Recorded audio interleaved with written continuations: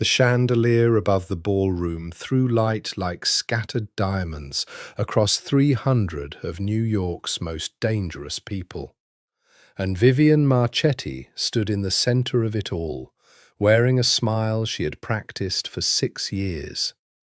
Her husband's hand rested at the small of her back, warm and possessive, the way it always did at these things. Dante liked to touch her in public. He liked the world to see his hand on her spine, his ring catching the light, the unmistakable signature of ownership disguised as affection. Tonight was their anniversary. 6 years married to Dante Marchetti, 6 years as the wife of the most powerful man north of Little Italy, 6 years of silk dresses and silent terror dressed up as devotion. "You look unhappy, cara," Dante murmured against her ear, his breath smelling faintly of scotch and cedar. "Smile more. Half the men in this room are deciding whether to trust me tonight, and you are part of that decision." "I'm smiling," she said, and she was. She had learned to smile the way she had learned everything else in this life, out of necessity, the way a soldier learns to march. She did not see the man until he was already crossing the room toward them, moving through the crowd the way a shark moves through water that hasn't yet realized it should be afraid.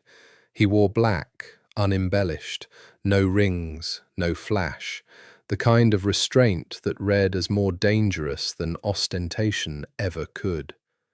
He was younger than most of the men in the room, younger than Dante by at least a decade, and there was something about the symmetry of his face that made her stomach drop before her mind understood why.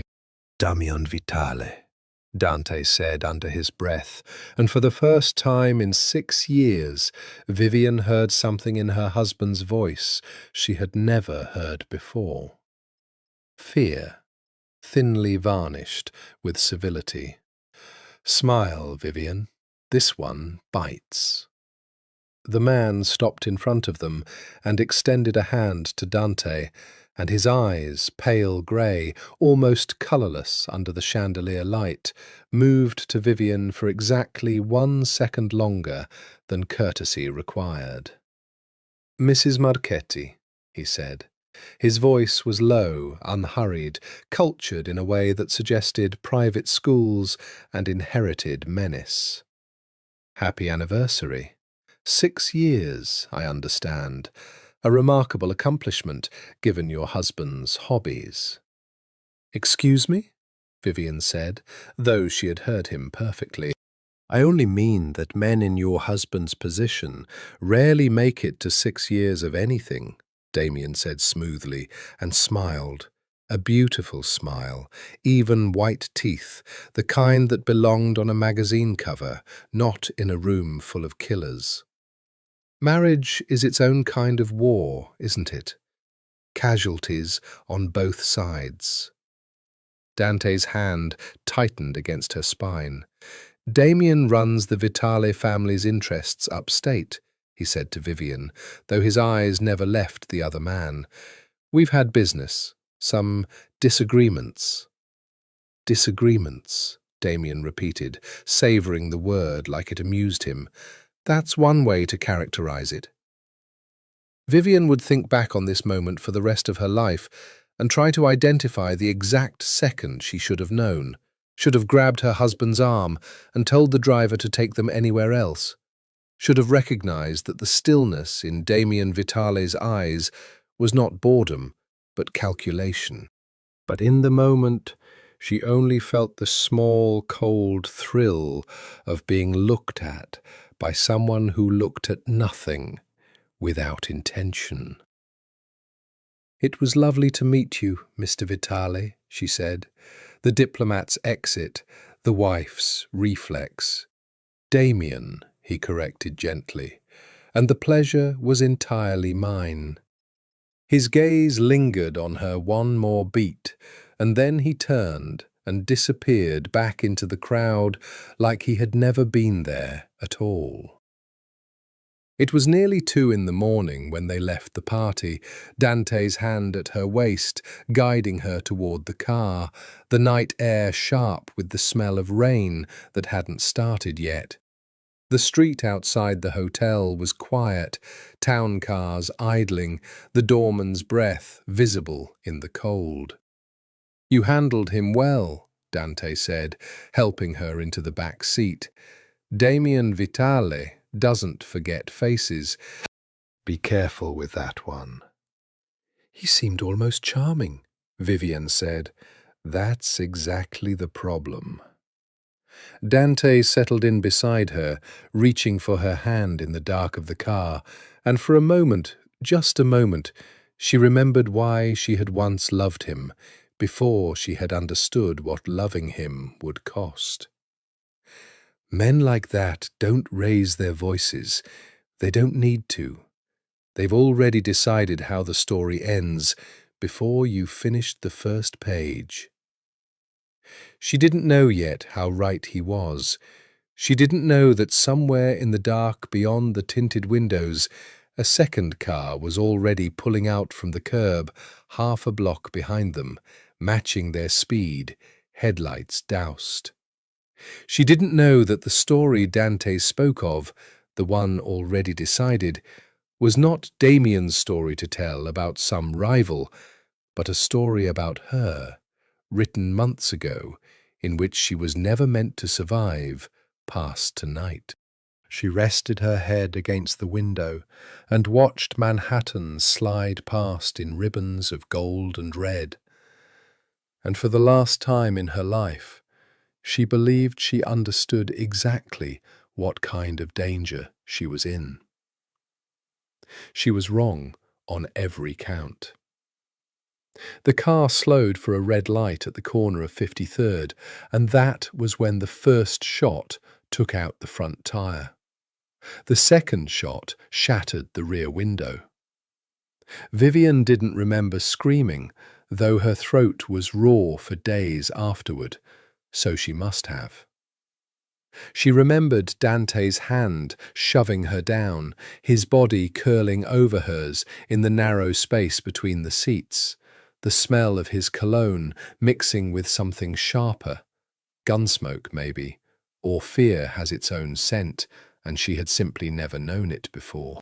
"Stay down," he said, and his voice had changed entirely, the polished baritone of the dinner party gone, replaced by something flat and military.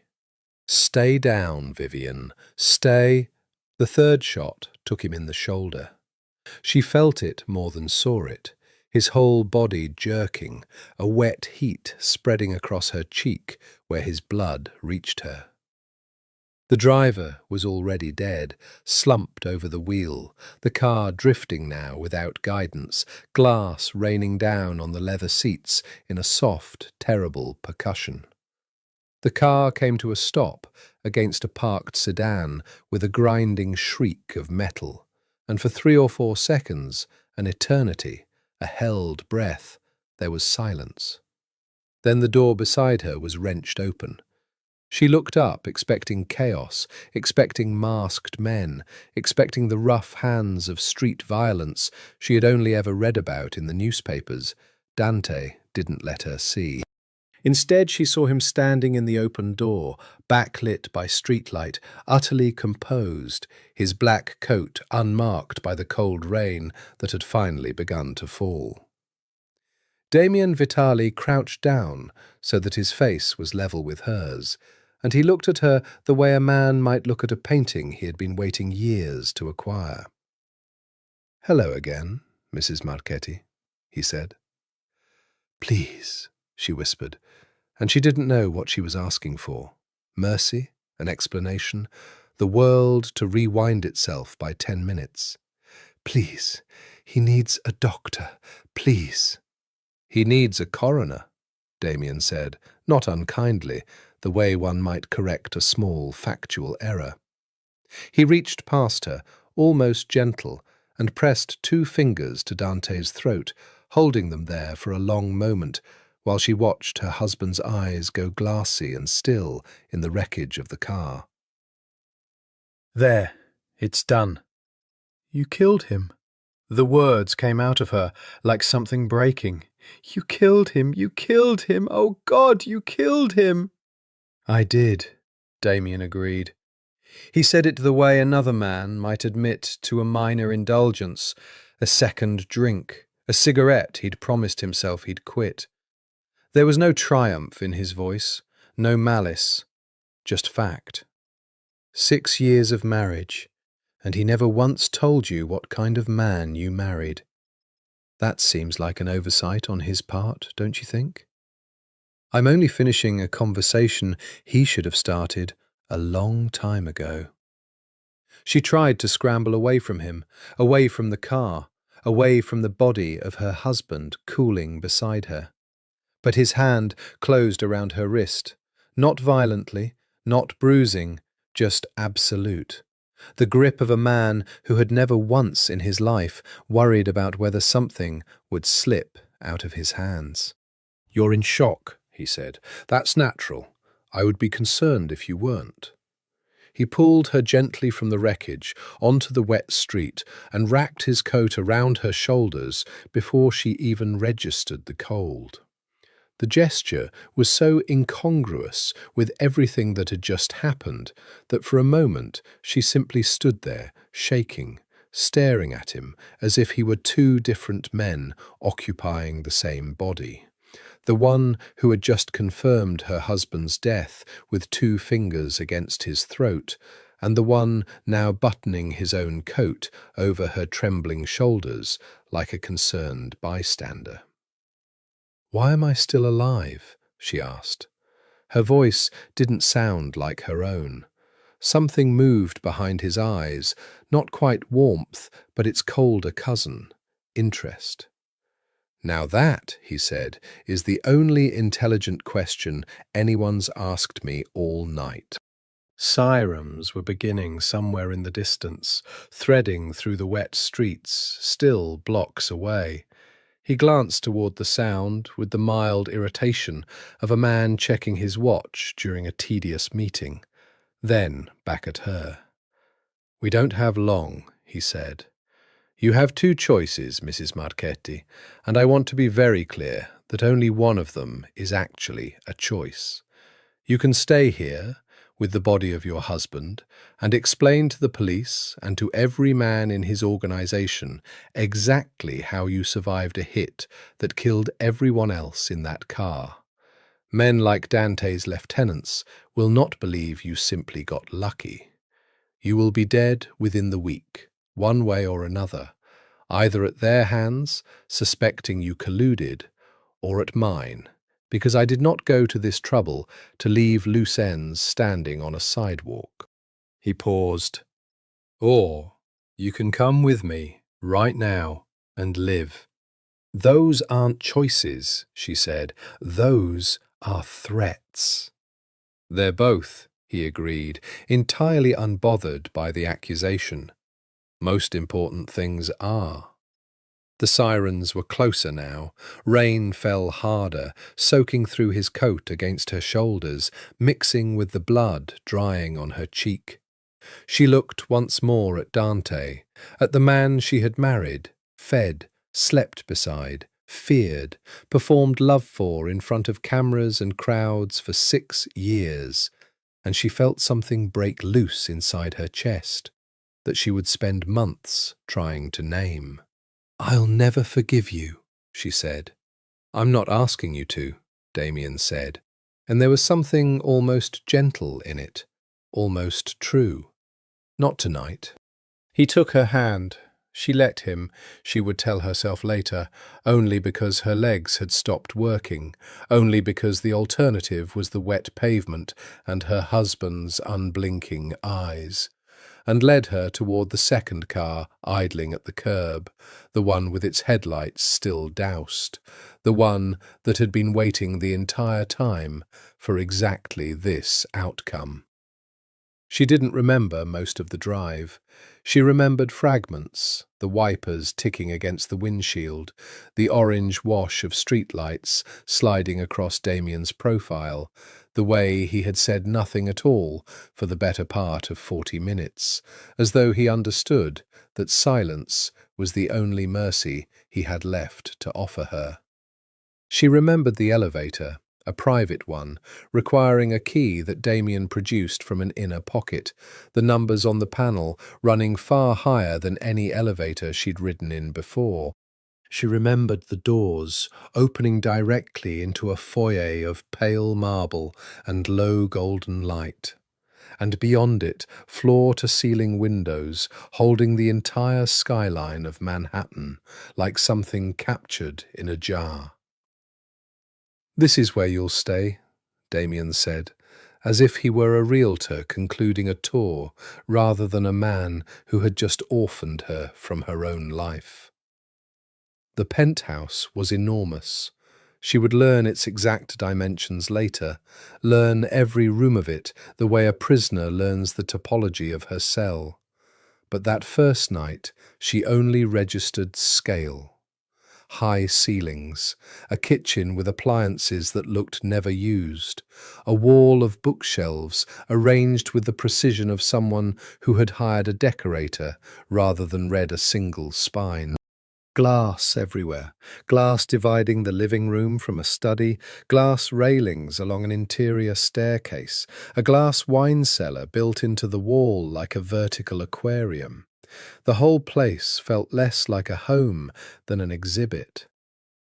"It's beautiful," she said numbly, because it was true, and because she didn't know what else a person was supposed to say, standing in the wreckage of her own night. "I'm glad it pleases you." He said it without irony, which somehow made it worse. He gestured toward a hallway. "Your room is the second door. There are clothes in the closet, your size, I'm told, though I imagine some adjustments will be needed. There's a bathroom stocked with whatever you might require. If you need anything else, the staff will be informed in the morning." "Staff," she repeated. "So there are other people here." "There is Clara, who manages the house, and there are men downstairs whose job is to ensure you remain exactly where you are." He said this without apology, the same way he might mention the weather. "I won't pretend otherwise. You are not free to leave, Mrs. Marchetti, not yet. But within these walls you may behave as though you are." "That's not freedom. That's a leash with very long rope." Something flickered at the corner of his mouth, not quite a smile, but its ghost.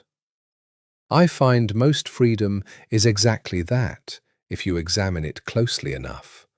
The rope is simply longer for some people than others."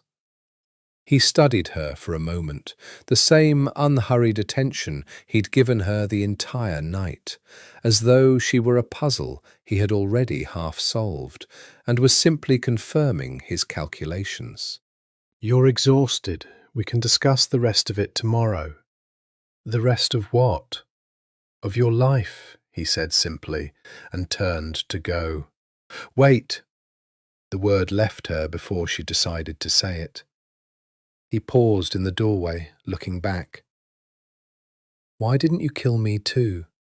You said it yourself, loose ends. I'm a loose end. Why am I standing in your penthouse wearing your coat, instead of lying in the street next to my husband?" For the first time that night, something in his expression shifted into stillness.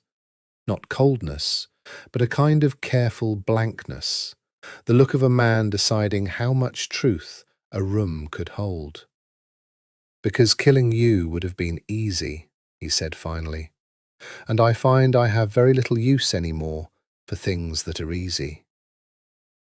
He left before she could ask what that meant, and the door closed with a soft, expensive click that somehow frightened her more than any slammed door ever could have. She found the bedroom, Pale linens, a bed large enough for 4 people, a window that ran floor to ceiling and looked out over a city that had no idea her entire world had ended an hour ago. She sat on the edge of the bed in her ruined anniversary dress, Dante's blood gone dark and stiff on the silk at her shoulder, and she did not cry. Not yet. The crying would come later, in waves she couldn't predict or control. For now there was only a vast, ringing emptiness, the sound a bell makes after it's been struck, and the noise has nowhere left to go. A woman appeared in the doorway sometime past 3 in the morning, older, grey-haired, dressed simply, carrying a folded towel and a glass of water like an offering. "Clara," the woman said, by way of introduction, setting both items on the nightstand with the careful economy of someone used to moving through other people's grief without disturbing it. "There's a bath drawn, if you'd like it, and I'll bring tea, if you can manage it. You don't have to talk to me. I just thought you shouldn't be entirely alone." It was such an unexpected kindness, such a small and human gesture in the middle of the worst night of her life, that Vivian felt something in her chest crack open, despite every instinct telling her not to. "Why are you being kind to me?" she asked. Clara's face did something complicated. Pity, maybe, or recognition. "Because someone was kind to me once in a place like this," she said, "and because Mr. Vitale asked me to look after you. Whatever else you decide to think of him, child, that much is true tonight." She left the room without waiting for a response, and Vivian sat alone in the enormous, beautiful, glass-walled cage that her life had just become, and finally, quietly, viciously, she let herself fall apart. Morning came in through the floor-length windows with a brightness that felt almost violent, and for a few disoriented seconds, Vivian forgot where she was, forgot why her body ached as though she'd been beaten, forgot why the pillow beside her smelled of nothing familiar at all. Then she remembered, and the grief arrived again, fresh as the first time. She found a robe at the foot of the bed, soft, grey, expensive, and pulled it over the slip she'd slept in, having been unable to face removing the dress entirely the night before, as if taking it off would mean accepting that the night had truly happened. She padded barefoot down the hallway, past closed doors she didn't yet have permission to open, and found Damien Vitale sitting at the kitchen island, reading something on a tablet, dressed as though he had an empire to run before 9 in the morning, which she supposed he did. He looked up when she entered, and his eyes did a slow assessment of her, not lecherous, not even particularly warm, but thorough, the way a doctor might check a patient for signs of fever. "You slept," he observed. "Is that a question or an accusation?" "An observation. I wasn't certain you would." He set the tablet down and gestured to the stool across from him. "Sit. Clara made breakfast. You should eat something, even if you don't want to." "I don't want anything from you." "That's an understandable position to hold the morning after your husband's death," he said, with no detectable sarcasm, which was somehow more unsettling than if there had been some. "I won't argue you out of it, but you'll need your strength regardless of who provides the eggs." There was something so absurd about the sentence, "You'll need your strength regardless of who provides the eggs," that she nearly laughed and hated herself instantly for the impulse. She sat anyway, because her body was hollow and shaking, and some animal part of her recognized food as necessary, even while the rest of her screamed that eating his breakfast was its own kind of betrayal. "I want to know why," she said, pushing eggs around a plate she had no intention of finishing.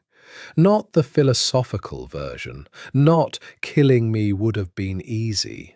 I want to know why you killed Dante, specifically, and why you're keeping me here instead of putting a bullet in me and dumping me in the East River like everyone else you've apparently decided deserves it.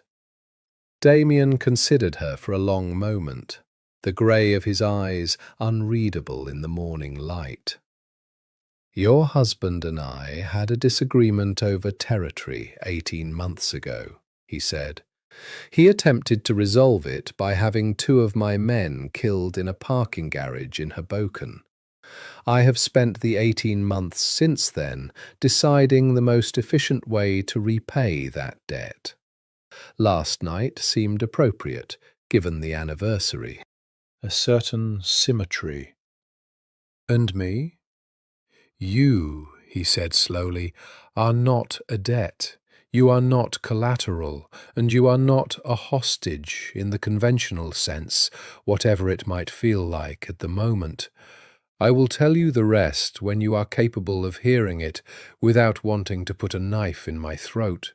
For now, simply understand that you are safer with me than you would have been anywhere else last night. Safer, she repeated, the word tasting like ash. You shot up my husband's car. You watched him die in front of me, with your fingers on his throat like you were checking the time. And you want me to believe you kept me alive out of some concern for my safety? I want you to believe whatever the evidence eventually convinces you to believe, he said. I'm not interested in your trust today. Today, I'm only interested in you eating breakfast and not doing anything foolish, like trying the door to the stairwell, which is locked, or the service elevator, which requires a code you don't have, or the windows, which do not open, for reasons I trust are obvious. You've thought of everything. I generally do. He stood, buttoning his jacket with unhurried precision, and for a moment he looked less like a killer and more like any wealthy man preparing to leave for an ordinary day at an ordinary office, which was somehow the most disturbing thing she'd witnessed yet. I have business this morning. Clara will be here if you need anything. I'd ask that you use the time to rest, though I suspect you'll spend it hating me instead, which is, I admit, a more productive use of grief than most alternatives. You're not going to apologize, she said. It wasn't quite a question. He paused at the edge of the kitchen, considering this with what looked almost like genuine thought. No, he said finally, I don't believe I am. I think you'll find in time that I rarely apologize for things I don't regret. And I find I don't regret very much of what happened last night. I am sorry for your pain, Mrs. Marchetti. That is not the same thing as being sorry for what caused it. He left her sitting at the island with cold eggs and a hatred so total and so clean it felt almost like clarity. And it would take her 3 more weeks to understand that the distinction he'd drawn, sorry for her pain, not sorry for its cause, was the single most honest sentence anyone had spoken to her in 6 years of marriage. And that honesty, even cruel honesty, was a kind of intimacy she had never once been offered by the man she'd buried. The first week passed in a strange, suspended quiet, the kind of silence that follows a scream. Vivienne learned the shape of her new prison the way one learns the shape of a wound, cautiously, and with a sort of horrified fascination. The penthouse occupied the entire top 2 floors of a tower on the Upper East Side, and though every window offered a view that real estate agents would have wept over, none of them opened more than a crack, and all of them were reinforced with glass thick enough to survive, she suspected, far more than weather. There was a gym she never used, a library she eventually did, more out of desperation for distraction than genuine interest, A music room with a piano she hadn't touched since she was 19, and her mother had still been alive to insist on lessons. Clara came each morning and stayed until evening, moving through the apartment with the quiet efficiency of someone who had clearly worked in houses like this before. Houses where questions were not encouraged, and silence was its own kind of currency. She didn't pry, she didn't offer false comfort. She simply existed in the periphery of Vivian's grief, present but unintrusive. And slowly, almost without Vivian noticing it happening, became the only person in the apartment she didn't actively dread seeing. Damien, by contrast, she saw rarely, and always on his terms. He left early most mornings and returned late, sometimes not at all.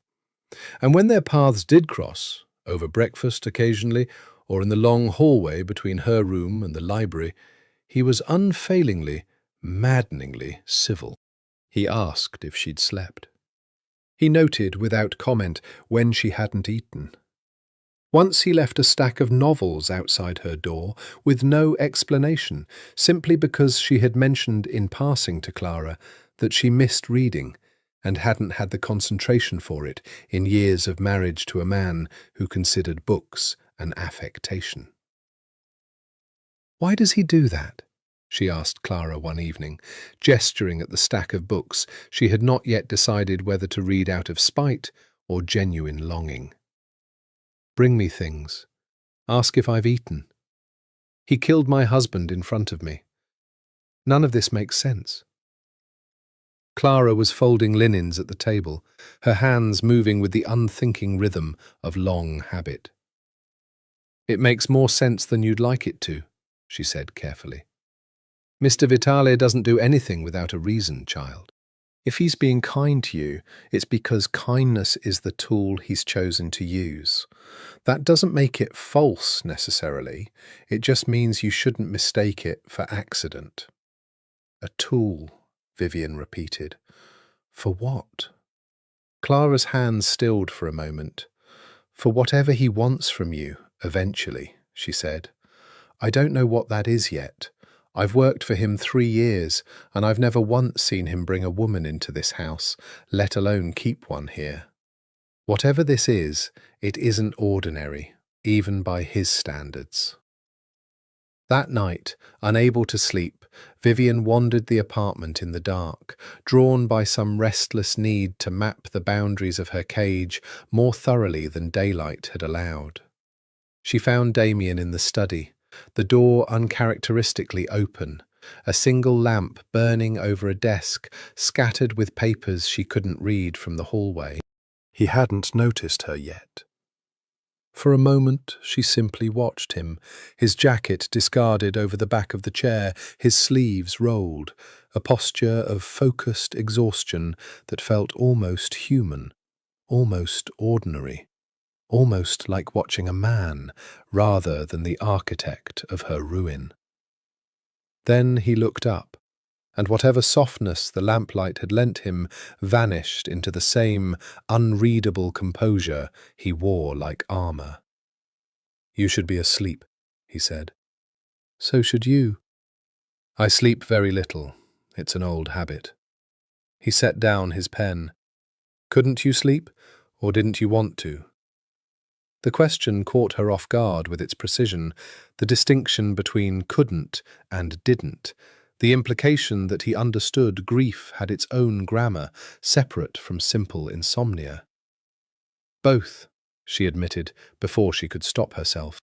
"I keep seeing it. The car. His face. I close my eyes and it's right there, like it's still happening." "It will be, for a while," Damien said, without the false comfort she'd braced herself against.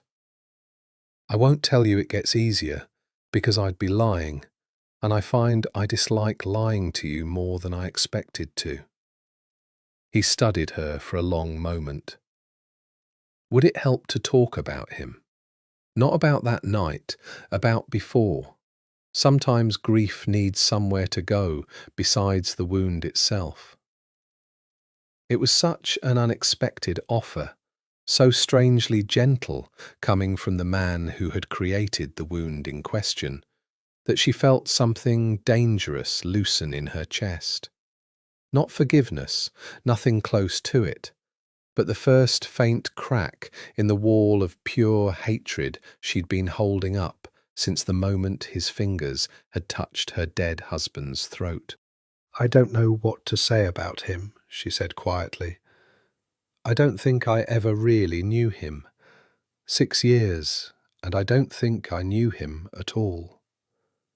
"No," Damien said, something unreadable moving behind his eyes. "I don't imagine you did." She didn't understand that night what he meant by it, didn't understand that he was already standing at the edge of a truth he had no intention of giving her yet, a truth that would eventually unmake everything she believed about the man she'd buried and the man who had killed him.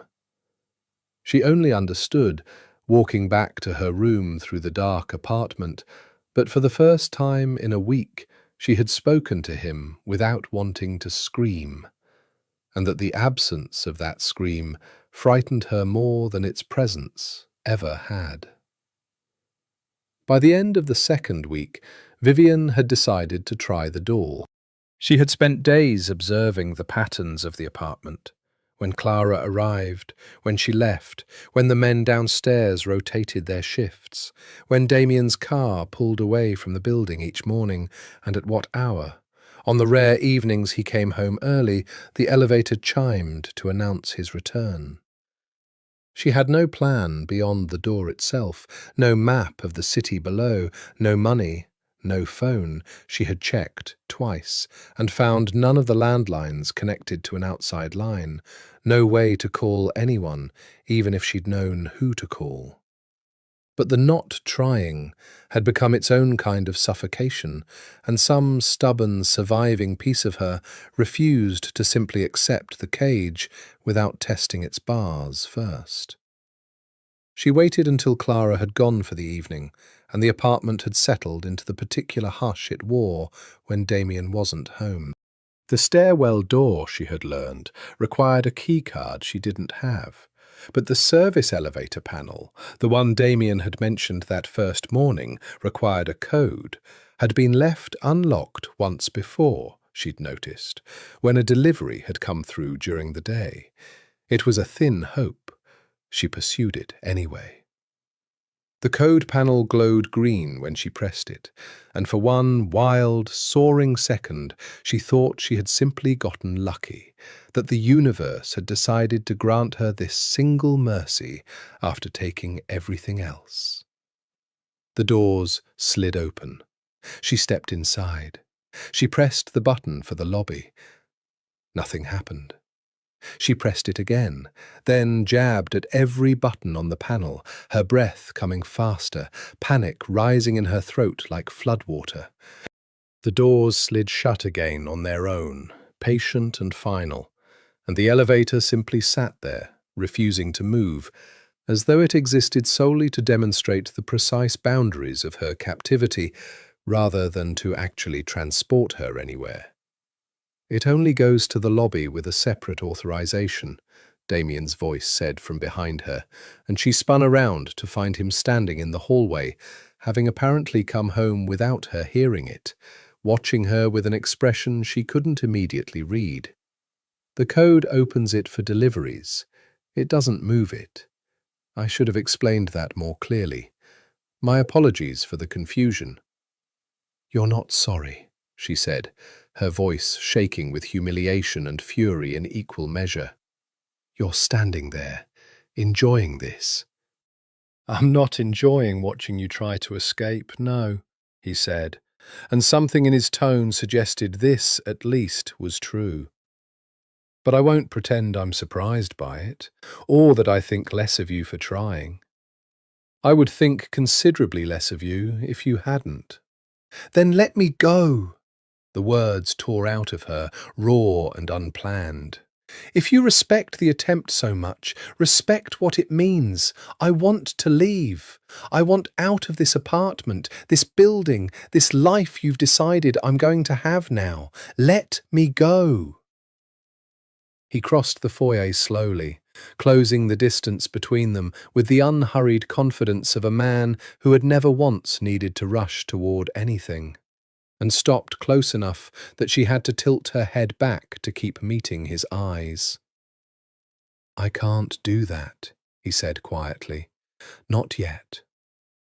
And before you ask why, understand that the answer isn't one you're ready to hear, and telling it to you now would do more harm than the waiting will. "That's not an answer, that's an excuse." "It's both," he said, echoing without seeming to realize it the exact words he'd used about her two choices that first terrible night. "I understand you don't believe me. I'm not asking you to. I'm asking you to survive the not believing a little longer, and to trust that I am not the worst thing that could have happened to you, even though I understand that from where you're standing, it's difficult to imagine anything worse. You killed my husband." "I did," he agreed, no flinch, no defensiveness. The same flat acknowledgement he'd offered from the very first night. "And one day, when you're ready, I'll tell you exactly why. And I think, though I won't insist on it now, that you'll find the reason more complicated than the act." She wanted to hit him. She wanted, with a violence that frightened her, to claw at the composed surface of his face until something underneath it cracked, until she found whatever void lived beneath all that careful, terrible calm. Instead, she simply stood there, trapped between the elevator that wouldn't move and the man who held its keys, and felt the full, suffocating weight of her powerlessness settle over her like a second skin. "I hate you," she said, and it came out smaller than she wanted it to, more like a confession than an accusation. "I know," Damien said, and for one disorienting moment, something that looked almost like sorrow passed behind his eyes. "I'm rather counting on it lasting as long as it possibly can. It's safer for you that way. Hatred is clean. It's the things that come after hatred that tend to get people killed." He didn't explain what he meant by that either, and she didn't ask, too exhausted and humiliated to do anything but retreat to her room and lock the door behind her, a futile, symbolic gesture she knew, since he undoubtedly had a key to every lock in the building, but it was the only door left to her that still felt, however falsely, like it belonged to her alone.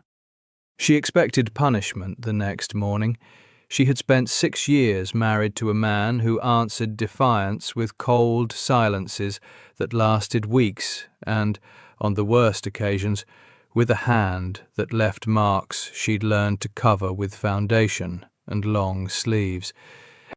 She braced herself, lying awake until dawn, for whatever version of consequence Damien Vitali favoured. It never came. He greeted her at breakfast exactly as he had every morning before, the elevator.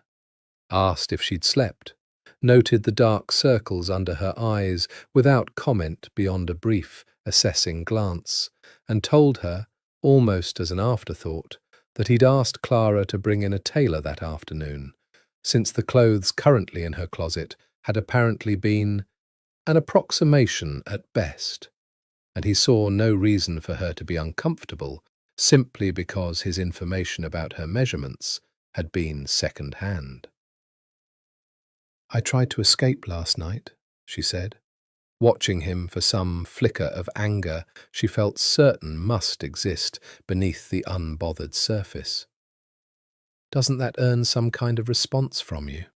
"It earned my respect, which I told you last night," Damien said, not looking up from the paper he was reading, An actual newspaper, she noticed, an old-fashioned habit at odds with the tablet he'd been using days before. I'm not in the business of punishing people for wanting to be free, Vivian. I find that particular cruelty tedious. If I wanted you broken, I would have gone about acquiring you very differently. Acquiring me, she repeated, the word landing like a slap. Is that what this is? An acquisition? He looked up then, and something in his expression suggested he'd chosen the word deliberately, testing how it would sit in her mouth when she repeated it back to him. A poor choice of phrase, he admitted. I withdraw it. What would you prefer I call it? A kidnapping, she said. That's what it's called when someone takes you against your will and won't let you leave. Then I won't argue the terminology, he said, with a directness that disarmed her more than any denial could have. It is a kidnapping, by any legal definition you'd find in a courtroom. I'm not interested in pretending otherwise to make myself more palatable to you. I think you'd see through that immediately, and I'd rather you trust the things I do tell you than discover I've been lying about the easy parts. It was, she would think later, the precise moment she stopped being able to categorize him neatly. A kidnapper who admitted to kidnapping her. A murderer who never once denied the murder, never softened it with euphemism, never asked for forgiveness he hadn't earned. There was something disorienting about being held captive by a man who refused to lie about the captivity, as though his honesty about the cage was somehow meant to compensate for the fact that the cage existed at all. The tailor came that afternoon, an elderly Italian woman named Rosa, who pinned and measured with brisk efficiency and said almost nothing beyond instructions to lift an arm or turn slightly. And Vivian found herself, despite everything, grateful for the simple physical sensation of being fitted for clothes that were actually hers, rather than the borrowed approximations she'd been wearing for 2 weeks. It was such a small thing. It shouldn't have mattered. It mattered anyway, the way small things do when a person has been stripped of every larger choice. That evening, Damien found her in the library, curled into the window seat with one of the novels he'd left outside her door weeks before. The city lights spread out below her like a field of distant fires. "You're reading it," he observed, settling into the armchair across from her without asking permission, which he'd come to understand was simply how he occupied space, as though permission were a formality reserved for lesser men.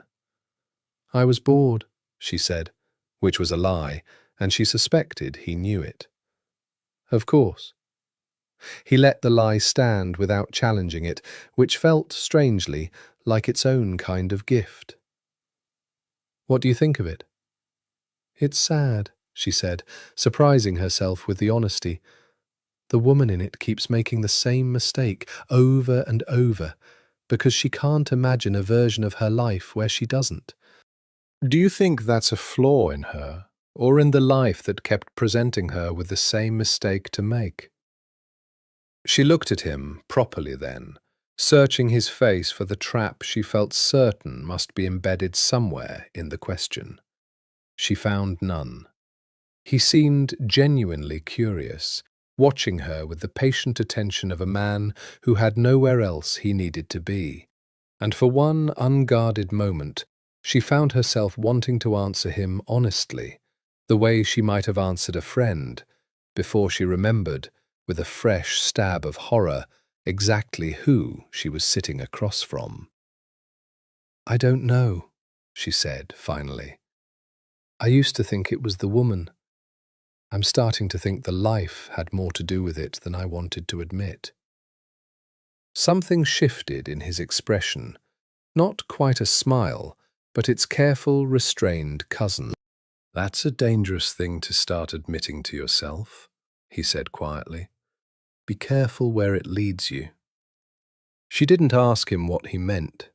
She was beginning to suspect, with a fear that had nothing to do with violence and everything to do with the slow, treacherous warmth blooming somewhere beneath her ribs, that she already knew.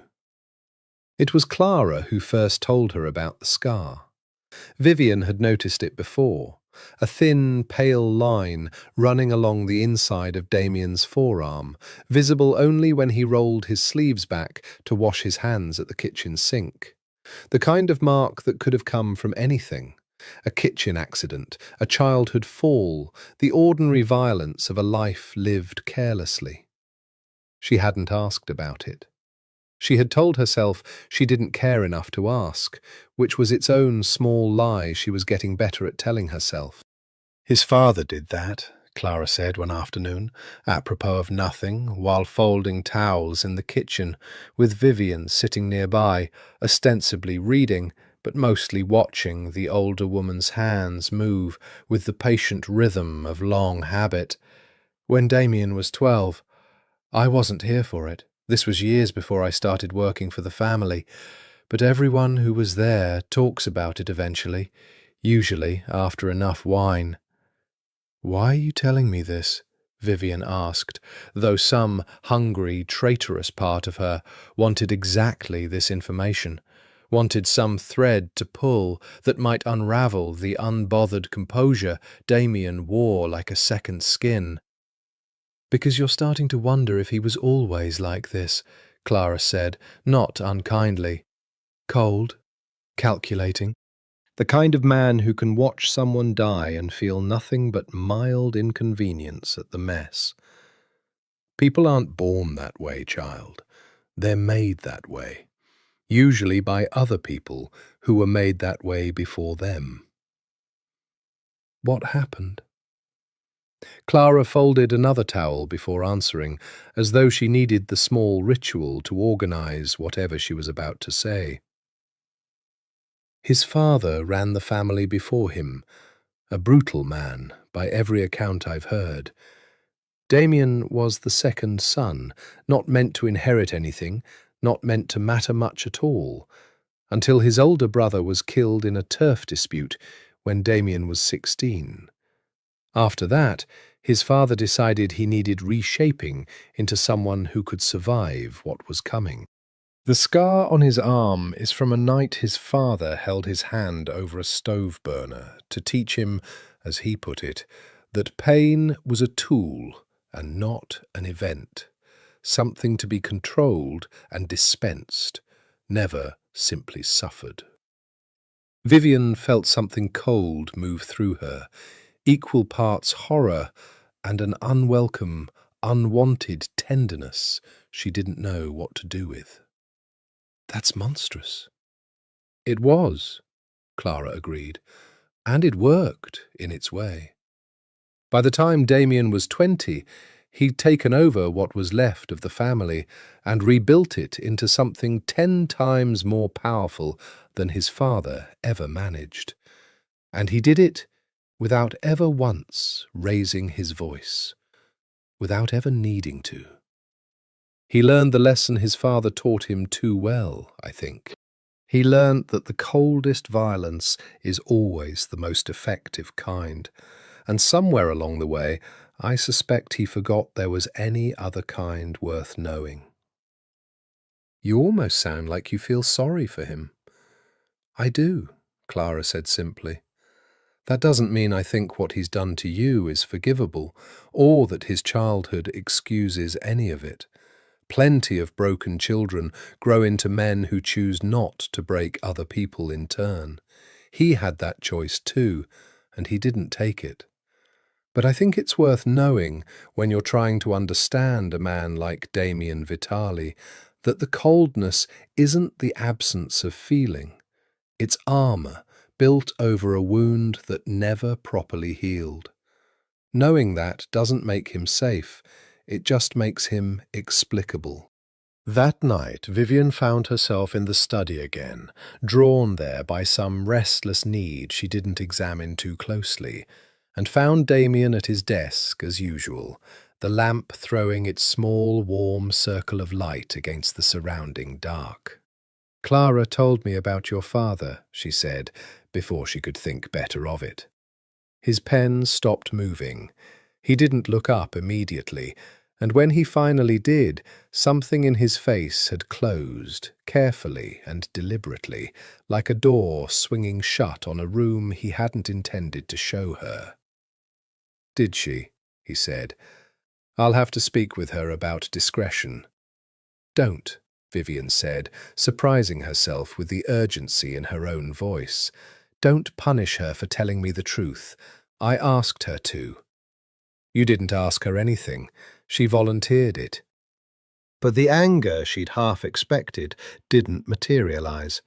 Instead, he simply looked tired, the lamplight carving shadows under his eyes that made him look, for the first time since she'd met him, genuinely young.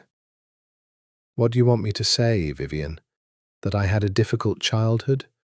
Many people do, and most of them don't grow up to murder men in front of their wives. I won't use my father as an excuse for what I am. I am what I chose to become, regardless of what shaped the choosing." "I'm not asking for an excuse," she said quietly. "I think I just wanted to understand." "Why?" The question came out sharper than she expected, almost raw.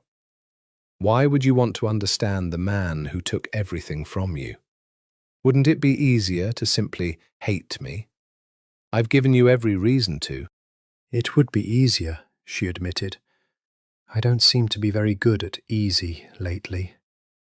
Something passed between them in the lamp-lit quiet of the study, some current she didn't have a name for and was afraid to examine too closely, afraid of where the examination might lead. Damien looked at her for a long moment, and when he spoke again, his voice had lost its usual unbothered polish, replaced by something rawer, more uncertain than she had ever heard from him. "Be careful, Vivian," he said softly.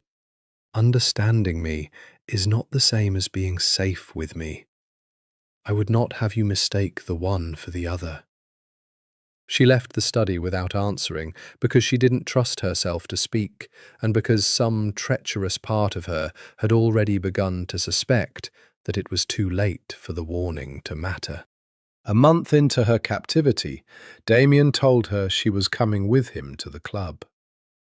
"I'd rather stay here," Vivian said, though some restless, caged part of her leapt at the idea of seeing anything beyond the penthouse's beautiful, suffocating walls. "It wasn't a request," he said, but gently, the way he delivered most of his commands now, wrapped in enough velvet that the iron underneath was almost possible to forget. "There are people who need to see you, Vivian. People who are beginning to ask questions about Dante's widow, where she's disappeared to, whether the rumours about my involvement are true. It's safer for both of us if they see you alive, and see you with me, rather than continuing to speculate. So I'm a prop." "You're a statement," he corrected.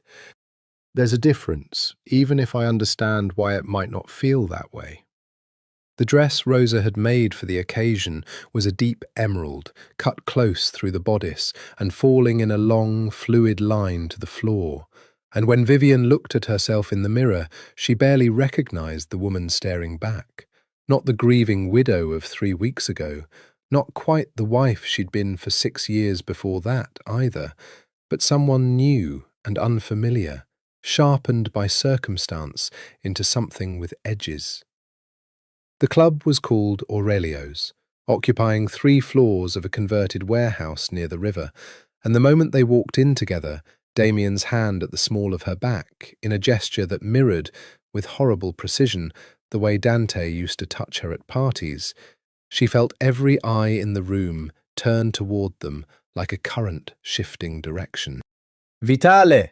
a voice called from a booth near the back, and a heavy-set man rose to greet them, his smile wide and his eyes calculating, in a way that made Vivian's skin crawl. And this must be the famous Mrs. Marchetti. We'd heard rumors you were keeping her, but I confess I didn't believe it until now. Salvatore Greco, Damien said, his voice perfectly pleasant, perfectly cold. Always so interested in other men's affairs. Can you blame me? Salvatore's gaze slid over Vivian with unmistakable appraisal, lingering longer than courtesy allowed, his eyes tracking down the line of her dress with the kind of frank, unapologetic hunger that made her want to take a step backward. Dante kept her locked up tight all those years, hardly let her speak to anyone at his own parties. Seems a shame, a woman like that going to waste. She's not going to waste, Damien said, and though his voice remained perfectly level, something in the air around them seemed to tighten, like a wire drawn 1 degree closer to its breaking point. She's simply not available for whatever inventory you're conducting, Salvatore. I'd suggest you redirect your attention. Touchy, Salvatore said, laughing, though something wary flickered behind the laugh now. Didn't realize you'd grown so possessive over your collateral, Vitale. She isn't collateral, Damien said, and this time there was no velvet at all in his voice, just the bare iron underneath, sharp enough that the surrounding conversation at nearby tables seemed to falter and quiet, without anyone quite admitting they were listening. Choose your next sentence with more care than your last one, Salvatore. I'd rather not ruin a perfectly good evening over a misunderstanding. Salvatore's smile faltered, recalibrated, settled into something more careful. No misunderstanding, he said. Just an old man, admiring something he can recognize is worth admiring. No offence intended, Mrs. Marchetti. Vivian, who had spent 6 years learning to read the precise temperature of dangerous men's tempers, understood that she had just watched Damien Vitale draw a line in the sand with nothing but the register of his voice, and that everyone in the vicinity had understood the line as clearly as if he'd drawn it in blood. It should have frightened her. It did frighten her, distantly, the way she might be frightened by a storm visible on a far horizon. But closer to the surface, in some part of herself she was deeply ashamed of, she felt something else entirely. A small, traitorous warmth, the particular thrill of being protected by something dangerous, of mattering enough to a man like this that he would risk violence over a stranger's lingering glance. They left Salvatore's booth and moved toward the bar, and Damien's hand found the small of her back again, lower this time, more deliberate, and he leaned close enough that his breath stirred the hair near her ear. "Are you all right?" he asked, and the question, asked quietly, asked only for her, felt entirely different from the performance he'd just staged for Salvatore's benefit. "That man looked at me like I was a piece of furniture," she said. "He's not wrong to be afraid of looking any longer than that," Damien said. "I would have broken his hand if he'd touched you. I want you to understand that's not hyperbole." "Why does it matter to you?" The question came out before she could stop it, raw with a curiosity she hadn't intended to reveal. "I'm your hostage. I'm not actually yours, not in any way that should matter to you, beyond whatever use you have planned for me eventually." Something moved behind his eyes, dark and complicated, and for a moment she thought he might actually answer her honestly, might finally explain the strange architecture of whatever he was building between them, brick by careful brick, behind the velvet and the violence both. Instead, he simply looked at her for a long moment, his expression unreadable in the low gold light of the bar. "I'm beginning to wonder the same thing myself," he said finally. And the honesty in it, the genuine, unguarded uncertainty, frightened her far more than Salvatore's wandering eyes ever could have, because it meant that whatever was happening between them was no longer entirely under his control either, and she had no idea yet what that loss of control might eventually cost either one of them. After the club, something between them changed shape, slowly, in increments small enough that Vivian could almost convince herself she imagined each one as it happened. She began to anticipate his return in the evenings, a small flutter of attention she despised in herself the moment she recognized it. She began to notice the particular way he loosened his tie when the day had gone badly, the way his shoulders settled when she made him laugh. Rare, but not as rare as it had been that first week. A low, surprised sound that seemed to catch him off guard each time it escaped him. She began, God help her, to look forward to the hour after dinner, when he would join her in the library or the study, when the careful distance he maintained during business hours softened into something that felt, despite every reason she had to resist the feeling, almost like companionship. "You're doing it again," Clara observed one afternoon, watching Vivian stand at the window, watching the street below for the particular black car that would signal Damien's return. "Doing what?" "Waiting for him." Clara's voice carried no judgment, only a weary kind of recognition. "I've seen it before, child. Not with him. He's never let a woman close enough for this before, not that I've witnessed.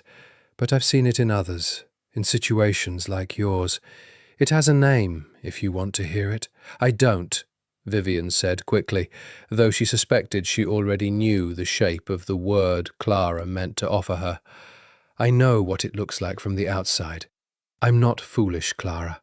I understand exactly what's happening to me." "Do you?" Clara's eyebrows rose slightly. "Then tell me what it is, in your own words. Sometimes saying a thing aloud changes how heavy it feels to carry." Vivian was quiet for a long moment, watching the empty street, the cars that weren't his, sliding past beneath the window. "I think," she said finally, "that I've spent 6 years married to a man who never once looked at me the way Damien does. Dante looked at me like an asset to be managed. Damien looks at me like I'm a problem he hasn't fully solved yet. And somehow that's worse and better than anything Dante ever gave me, because at least it means he's actually looking." "That's not love," Clara said gently. "I want you to understand that before it goes any further than it already has. What you're describing, the attention, the focus, the careful, deliberate kindness he's been showing you, that's a strategy, Vivian. I've watched him build it, brick by brick, since the night he brought you here. I don't know what the building is for yet, but I know enough about men like Damien Vitale to know that nothing he does is accidental, and I would be a poor friend to you if I let you mistake his architecture for affection without at least naming the difference." "And if it's both?" Vivian asked quietly. "What if it started as strategy and became something else along the way? People aren't always entirely in control of what they feel, Clara, even men like him." Clara studied her for a long moment, something sorrowful moving behind her eyes. "Then God help you both," she said, "because a man like Damien, falling for someone the way it sounds like he might be falling for you, that's not a gentle thing, child. That's a wildfire finding kindling. I've seen what he's capable of when he's calm and calculating. I shudder to imagine what he becomes if something finally manages to make him feel." That evening, Damien came home earlier than usual and found Vivian at the piano in the music room, picking out the simple, half-remembered fragments of a piece she'd learned as a teenager and hadn't touched in over a decade. She hadn't heard him come in. When she finally noticed him standing in the doorway, watching her with an expression she couldn't immediately categorize, she stopped, embarrassed, her hands falling still on the keys. "Don't stop," he said. "Please. It's not very good. I haven't played in years." "I don't care if it's good." He crossed the room and settled into the armchair near the window, the same patient, unhurried way he occupied every space he entered, as though time itself bent slightly to accommodate his presence. "I'd like to hear you finish it, badly or otherwise." She played the rest of the piece, fumbling through the parts her fingers had forgotten, and when she finished, the silence that followed felt charged with something neither of them seemed willing to name. "My mother used to make me practice an hour every day," she said, filling the silence because the alternative felt too dangerous. "I hated it at the time. I'd give almost anything to hear her tell me to practice again now." "I'm sorry," Damien said, and the simplicity of it, the absence of any qualifier or strategic angle, struck her as more honest than almost anything else he'd told her since the night he killed her husband. "I know what it is to lose someone before you've finished needing them." "Your mother?" "She left when I was 9. Not died. Left. There's a different grief reserved for that particular abandonment. One I don't think translates well into words." He looked at her for a long moment, something raw and unguarded moving behind the careful grey of his eyes. "I find I want to tell you things I haven't told anyone in a very long time, Vivian. I'm not entirely certain what to make of that impulse."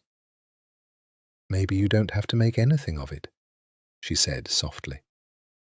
"Maybe you could just let it be true for a moment, without deciding what it means." Something shifted in his expression. Surprise, she thought, genuine surprise, as though no one had ever offered him that particular permission before. He didn't answer her. He simply sat with her in the quiet of the music room until the light outside the window faded entirely to dark, and neither of them moved to turn on a single lamp, as though the dimness itself had become a kind of shelter neither wanted to disturb. The invitation came from an unexpected source, a charity gala hosted by one of the legitimate businesses Damien used to launder the family's less legitimate income.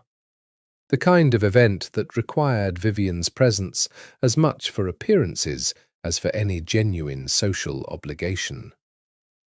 She had grown almost accustomed by then to these performances, the careful choreography of being seen on Damien's arm, the practiced ease with which she'd learned to deflect questions about Dante's death, the strange, vertiginous sensation of grieving one man while becoming entangled, against every instinct she possessed, with the man who'd killed him. She didn't expect to see Marcus Hale there. He found her near the bar, away from Damien's immediate orbit for the first time all evening, and his smile, when he recognized her, was warm in a way that felt almost foreign after weeks of careful, calculated civility from everyone else in her new life. "Vivian Marchetti," he said. "God, it's been years. You probably don't remember me. Marcus. I went to school with your brother before everything happened with him." "I was so sorry to hear about Dante. Truly." "Marcus," she said, and found to her own surprise that the memory came easily, warmly. A boy from her old life, before the marriage, before the money, before everything had narrowed down to the careful performance of being Dante Marchetti's wife. It's been a long time. They talked for nearly 20 minutes, easy and unguarded, in a way Vivian hadn't experienced in longer than she could remember. Marcus filling her in on a decade of ordinary life, a wife, 2 kids, a job in finance that had nothing whatsoever to do with anyone's underworld, and Vivian found herself laughing, actually laughing, at a story about his daughter's disastrous first piano recital, the sound of it foreign and startling in her own throat. She didn't notice Damien approaching until his hand settled, with deliberate weight, against the small of her back. "Vivian," he said, his voice perfectly pleasant, perfectly cold. The particular tone she'd learned meant something dangerous was coiling just beneath the surface. "I see you found an old friend." "Marcus Hale," Marcus said, extending a hand, oblivious to the temperature of the air around him. "We go way back. Vivian's brother and I used to—" "I know who you are," Damien said, and though he shook the offered hand, the gesture carried none of its usual courtesy, performed rather than felt. "If you'll excuse us, I'm afraid I need to borrow my companion for a moment." His grip on her elbow as he guided her away from the bar was not painful exactly, but it was absolute, the same total, unyielding pressure she remembered from the night he'd pulled her wrist away from her husband's body, and something in his jaw had gone tight in a way she'd never witnessed before, not even at the club with Salvatore. "What's wrong with you?" she demanded, once they'd reached the relative privacy of a balcony overlooking the city. "He's an old friend. We were talking. That's all that happened." "You were laughing," Damien said, and the words came out tighter than she'd ever heard from him, stripped of all his usual unbothered polish. "I have not once, in over a month, heard you laugh like that. Not with me." The admission hung in the cold night air between them, raw and unexpected, and Vivian felt something shift inside her chest at the sheer, unguarded vulnerability of it. Jealousy, plain and undisguised, from a man who had built an entire empire on never once revealing what he actually felt about anything. "Are you jealous?" she asked, half disbelieving, half something far more dangerous. "Yes," Damien said simply. No deflection, no strategic softening, the same bare honesty he'd offered her about his mother, about the scar on his arm. "I find I am, intensely, and I don't particularly care for how it feels, or for what it suggests about the state of my own composure, where you're concerned." "I'm not yours to be jealous over," she said, though the protest felt thinner than it should have, frayed at the edges by something she didn't want to examine too closely. "You killed my husband, Damien. You took me from my life and locked me in your apartment. You don't get to stand here and be wounded because I spent 20 minutes laughing with someone who reminds me of who I used to be before all of this." "I know," he said, and the simplicity of the acknowledgement was somehow worse than any defensiveness would have been. "I have no right to feel what I'm feeling. I'm aware of the hypocrisy, Vivian, more acutely than you could possibly accuse me of it. That doesn't change the fact that watching you with him made me want to do something I would have regretted, and the wanting frightened me more than I'm accustomed to being frightened by anything." The city spread out below them, indifferent and glittering, and for a long moment neither of them spoke, the cold air doing nothing to cool whatever was building between them, dense and combustible. "What did you want to do?" she asked quietly. "Take you home," he said. "Lock the door. Make certain no one ever looked at you that way again, except me." He turned to face her fully then, and the careful mask he wore for the rest of the world had slipped entirely away, leaving something rawer and more dangerous underneath. Not the calculating killer she'd watched confirm her husband's death with 2 fingers against his throat, but something hungrier, more desperate, more human. I'm aware of how that sounds. I'm aware it sounds exactly like the kind of possessive cruelty that should terrify you.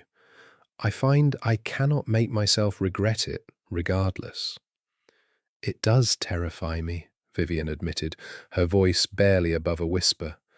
And I think that's the worst part of all of this, Damien. Not that it terrifies me, that some part of me isn't entirely sure I want it to stop. He didn't move toward her.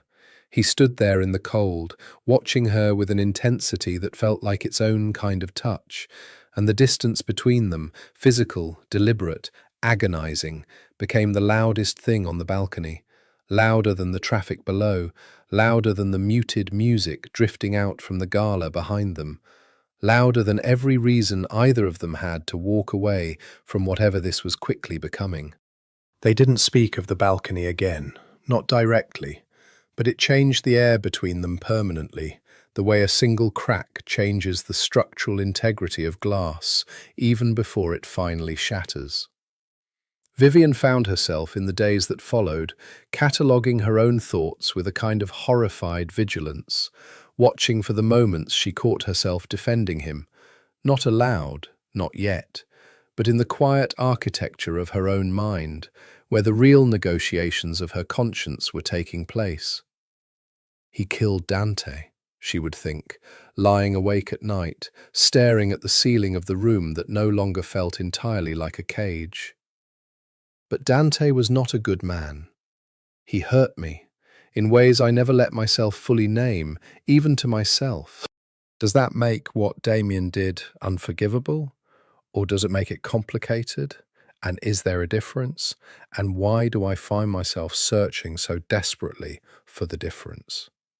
She hated the searching, almost as much as she hated the answers it kept circling toward. "You look troubled," Clara observed one morning, watching Vivian pick at breakfast with the same hollow lack of appetite she'd had the very first morning in this apartment, though the cause had shifted entirely from grief to something far more confusing. "I keep finding reasons for him," Vivian admitted, because Clara had become, somehow, the only person in this strange new life she trusted enough to be honest with. "I keep thinking about Dante, things he did, things I never told anyone, not even my own mother, and I keep using them to make Damien's actions feel smaller, more justified. I hate that I'm doing it, Clara, and I can't seem to stop." "What sort of things did Dante do?" Clara asked, her voice gentle, careful, the voice of someone approaching a wound she suspected ran deeper than its visible edges. Vivian was quiet for a long moment, turning her coffee cup slowly between her hands. "He controlled everything," she said finally. "Who I spoke to, what I wore. He'd go silent for days if I displeased him, not violent, not always, but cold, in a way that felt like its own kind of punishment, like being erased from the room, even while I was standing in it. And sometimes, when the silence wasn't enough to make his point, he'd—" She stopped, the old habit of protecting his reputation, even in death, rising up automatically, before she forced herself to continue. "He'd put his hands on me. Not often. Often enough that I learned exactly how to avoid it, which meant learning to disappear into myself whenever he was in a certain kind of mood." Clara's face had gone carefully neutral, the particular stillness of someone holding back a reaction she didn't think would help. "And you never told anyone?" "Who would I have told? His men? His family? Everyone in that world already knew what kind of man he was. I think they would have told me I was lucky it wasn't worse." Vivian laughed, a small, bitter sound with no humour in it at all. And now the man who killed him is asking me how I slept, and bringing me novels he thinks I'll like, and getting jealous when an old friend makes me laugh, and I can't decide if I'm losing my mind, or finally, for the first time in 6 years, being seen by someone who actually looks. Both things can be true, Clara said quietly. That's what makes this so dangerous, child. If he were simply cruel, you could hate him cleanly and survive the hating. But he isn't simply cruel, is he? He's giving you exactly what Dante withheld, and he's doing it on purpose, brick by careful brick. And I don't think you can yet tell the difference between a man healing a wound and a man who learned very precisely exactly where that wound was located before he ever touched it. The observation landed with the weight of a stone dropped into still water, rippling outward through every assumption Vivienne had been quietly building since the gala. She thought of the books appearing outside her door before she'd ever mentioned missing them aloud. She thought of the dress Rosa had made, cut exactly to flatter a body Damien had apparently studied closely enough to know precisely how to dress.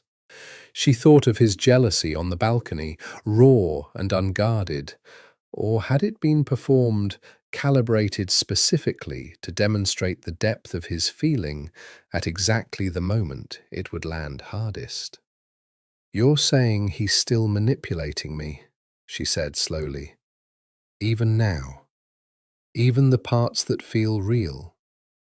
"I'm saying I don't know," Clara said honestly. "I've watched this man build empires out of patience and precision for 3 years, and I have never once seen him waste a gesture. That doesn't mean what's happening between you isn't also, somehow, real. Men like Damien are rarely simple enough to be only one thing. But I would be doing you a disservice if I let you forget, even for a moment, that everything kind he's done for you arrived exactly when it would do the most damage to whatever wall you were trying to keep standing." That evening, when Damien asked if she'd like to join him for dinner on the terrace, a small, simple gesture, candles and wine and the city spread out beneath them like something offered rather than withheld. Vivienne found herself studying him across the table with new and uncomfortable scrutiny, searching his every word and gesture for the seams of the architecture Clara had named, and finding, to her growing dismay, that she could no longer locate them at all. Whether that meant the architecture had become invisible through sheer skill, or whether it had simply, somewhere along the way, become real, she no longer had any way of knowing for certain, and the not knowing had become its own particular kind of imprisonment, more thorough than any locked door had ever managed to be. The envelope arrived without explanation, slipped beneath her bedroom door sometime in the night, and Vivienne found it in the grey, early light before Clara had even arrived for the day, before Damien had emerged from wherever he disappeared to during the hours he claimed he didn't sleep. Inside was a single photograph and a folded document, its letterhead belonging to an insurance company she recognized vaguely from paperwork Dante had once asked her to sign without explanation, years ago. Paperwork she'd never thought to question, because questioning Dante's business had never once been an option available to her. The photograph showed Dante in what looked like a private meeting room, seated across from two men she didn't recognize, a glass of scotch in his hand and an expression on his face she'd seen exactly once before. The particular satisfied calm he wore when he believed a problem had been successfully solved. The document was a life insurance policy. Her name was listed as the insured. Dante's name was listed as the sole beneficiary. The payout, dated to be claimed within the last 6 months, was for $42 million. She read it 3 times before the meaning fully assembled itself in her mind, and when it did, the room seemed to tilt beneath her. the careful architecture of her grief for the past month collapsing inward like a building whose foundation had quietly been hollowed out the entire time, without her ever once noticing. She found Damien in the study, where he always was in these early hours, and she didn't knock, didn't wait for permission, simply threw the door open and stood there holding the envelope like evidence at a trial she hadn't known she was attending. "What is this?" she said. It wasn't really a question. He looked up, and something in his expression, not surprise, she realized with a fresh jolt of horror, but a kind of resigned readiness, as though he'd been waiting for this exact moment for weeks, told her everything she needed to know before he even opened his mouth to answer. "You found it sooner than I expected," he said quietly. "I'll admit, I'd hoped to choose the timing myself. You knew this was going to find me. You arranged for it to find me." She crossed the room and dropped the papers onto his desk, her hands shaking. "Tell me what it means, Damien. Tell me what I'm looking at." He was quiet for a long moment, studying the photograph, as though it pained him to look at it directly. And when he finally spoke, his voice had lost every trace of its usual, unbothered composure. "6 months before I killed him, your husband took out a life insurance policy on you," he said. $42 million, payable to him upon your death.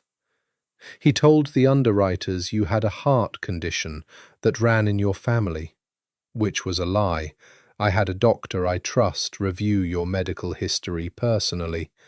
There was nothing wrong with your heart, Vivian. Not medically, at least.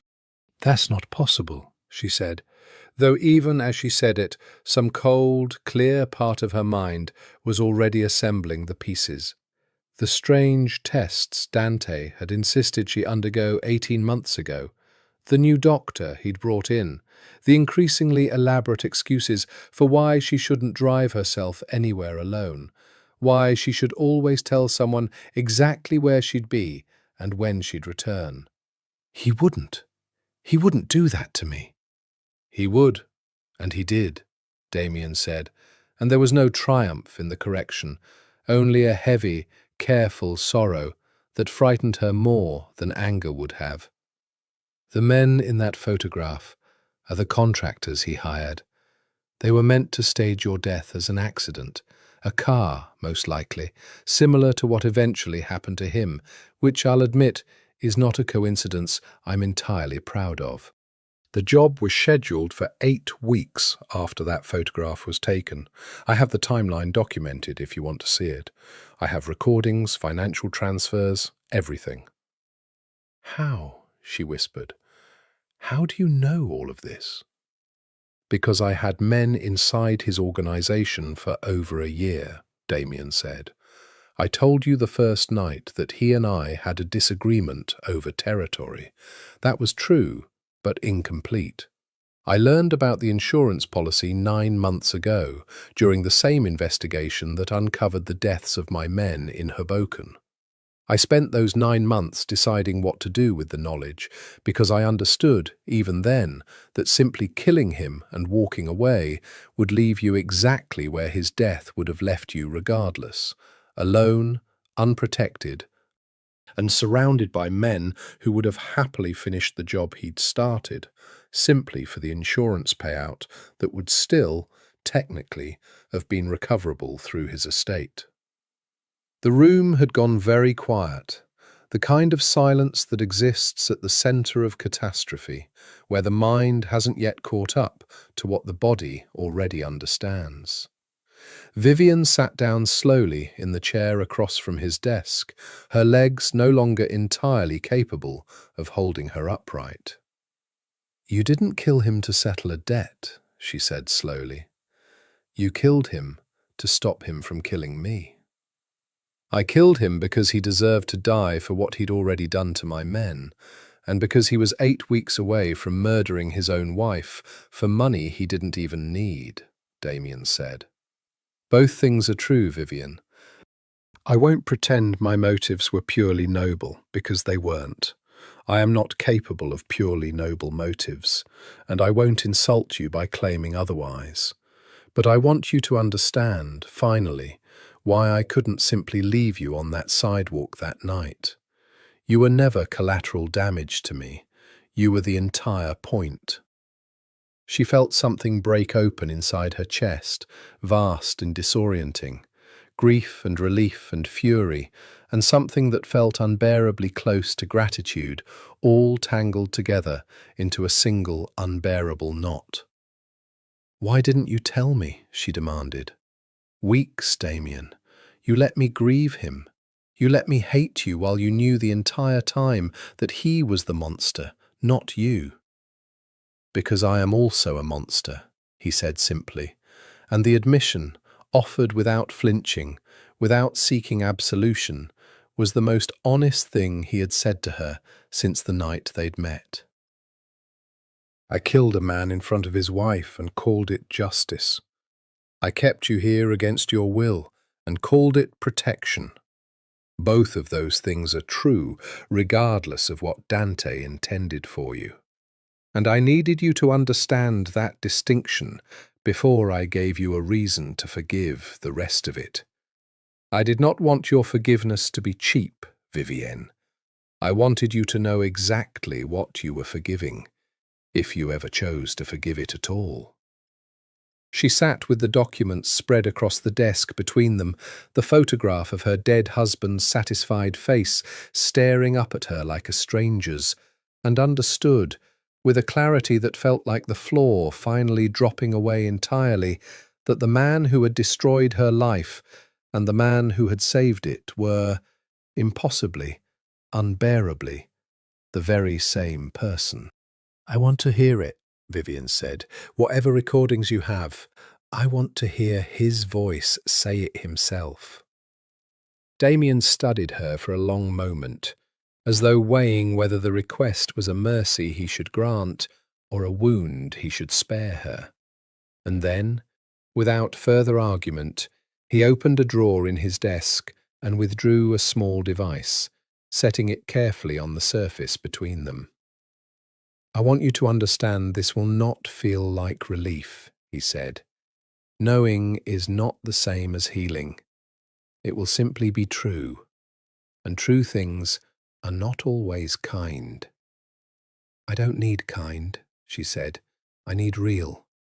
I've had enough of pretty lies to last the rest of my life." He pressed a button, and the room filled with the sound of her dead husband's voice, warm and familiar and utterly, unbearably ordinary, discussing logistics with the same casual efficiency he might have used to plan a dinner reservation. "The brake line is cleaner than anything involving the car directly," Dante's voice said, tinny through the small speaker, addressing someone whose responses had apparently been edited out or never recorded at all. "She drives herself to her sister's every Sunday, same road, same time. No one questions a single-car accident on that stretch, not with the way that curve is engineered. I want it to look exactly like bad luck." "And the policy clears, regardless of how she dies?" a second voice asked, one of the men from the photograph, she assumed.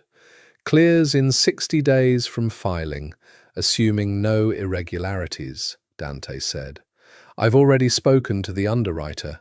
There won't be irregularities. There's never been a single year of my life where I left something to chance, and I don't intend to start with this." The recording ended. The silence that followed felt like the inside of a held breath, vast and suffocating. And Vivian sat utterly still, staring at the small device, as though it might somehow contain more of her husband's voice, more confirmation, more proof that the entire architecture of her marriage had been built on a foundation of calculated murder she had never once suspected. "He talked about the curve on the road to my sister's, like he was discussing the weather," she said finally. her voice strange and distant in her own ears. 60 days. He'd already calculated exactly how long he'd have to wait for the money.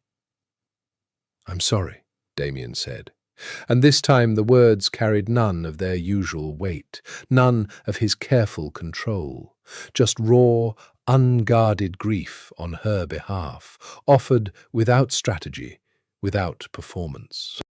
"I debated for months whether telling you would help or simply compound the damage. I still don't know if I made the right choice, withholding it as long as I did." "You should have told me the first night," she said, but the accusation had no real fire behind it anymore, just exhausted, hollowed-out grief. "I spent a month hating you for killing a man who was 8 weeks away from killing me, Damien. A month. Do you understand what that did to me, believing I was mourning a victim when I was actually mourning my own murderer?" "I do understand," he said quietly. "I made the calculation that you needed time to grieve the marriage you believed you had before I could safely take that grief away from you and replace it with something far uglier. I may have been wrong. I've turned that decision over more times than I can count, wondering if I simply delayed the truth to protect myself from your hatred a little longer rather than to protect you." The honesty of the admission, the willingness to consider his own selfishness even in the act of confessing it, undid something in her that had been holding rigid since she'd first opened the envelope that morning. She put her face in her hands and wept. Not the careful, controlled tears she'd allowed herself in the weeks since Dante's death, but something larger and uglier. Grief for the marriage that had never existed. Grief for the 6 years she'd spent learning to disappear inside herself, to survive a man who had apparently been planning her death the entire time. Grief for the version of herself who had believed, however falsely, that she understood the shape of her own life. Damien came around the desk and knelt beside her chair, not touching her, simply present, close enough that she could feel the warmth of him without the demand of contact. "I'm here," he said, low and steady. "Whatever you need to feel right now, I'm here for the entire length of it. You don't have to perform composure for my benefit, Vivian. Not tonight." "Why does it have to be you?" she said, the words muffled and broken against her own hands. "Why does it have to be the man who killed him, sitting here while I fall apart over what he actually was? Shouldn't there be someone uncomplicated I could grieve to? Someone who isn't also the reason any of this is happening?" "I don't know," Damien admitted. "Perhaps there should be. I only know that I am the one here, and I find I cannot make myself leave this room while you're hurting, regardless of how complicated my presence makes the hurting."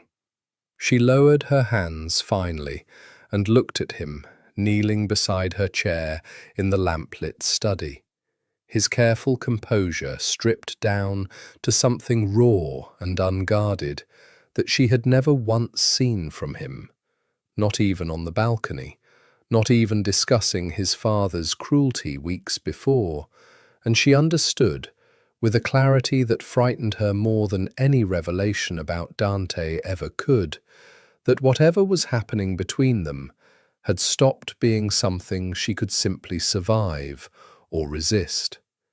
It had become, somewhere in the slow accumulation of small kindnesses and careful honesty, something she needed, and the need terrified her more than the cage ever had, because cages, eventually, could be escaped. She was no longer certain the same could be said for this. It was nearly a week before Vivian felt steady enough to ask the question that had been circling the edges of her thoughts since the night of the recording. The question she'd been almost afraid to voice, because some instinctive part of her already suspected the answer would only deepen the wound rather than close it. Who were the other men? She asked Damien over breakfast. In the photograph? You said they were contractors. Who hired them, beyond Dante? Something careful moved across his face. The particular stillness she'd learned meant he was deciding how much truth a moment could safely hold. One of them works exclusively for Salvatore Greco, he said finally. I'd hoped to spare you that particular detail a little longer, but I imagine you'd find out eventually regardless, and I'd rather you hear it from me than stumble into it unprepared. The name landed like a stone dropped into still water, rippling outward through every interaction she'd had with the man since the night at the club. His lingering gaze, his casual, possessive appraisal, the strange undercurrent of menace beneath his pleasantries that she'd dismissed at the time as simple crudeness. Salvatore knew, she said slowly. He knew Dante was planning to kill me, and he helped arrange it. He profited from arranging it, Damien corrected. Salvatore doesn't do anything without a financial interest attached.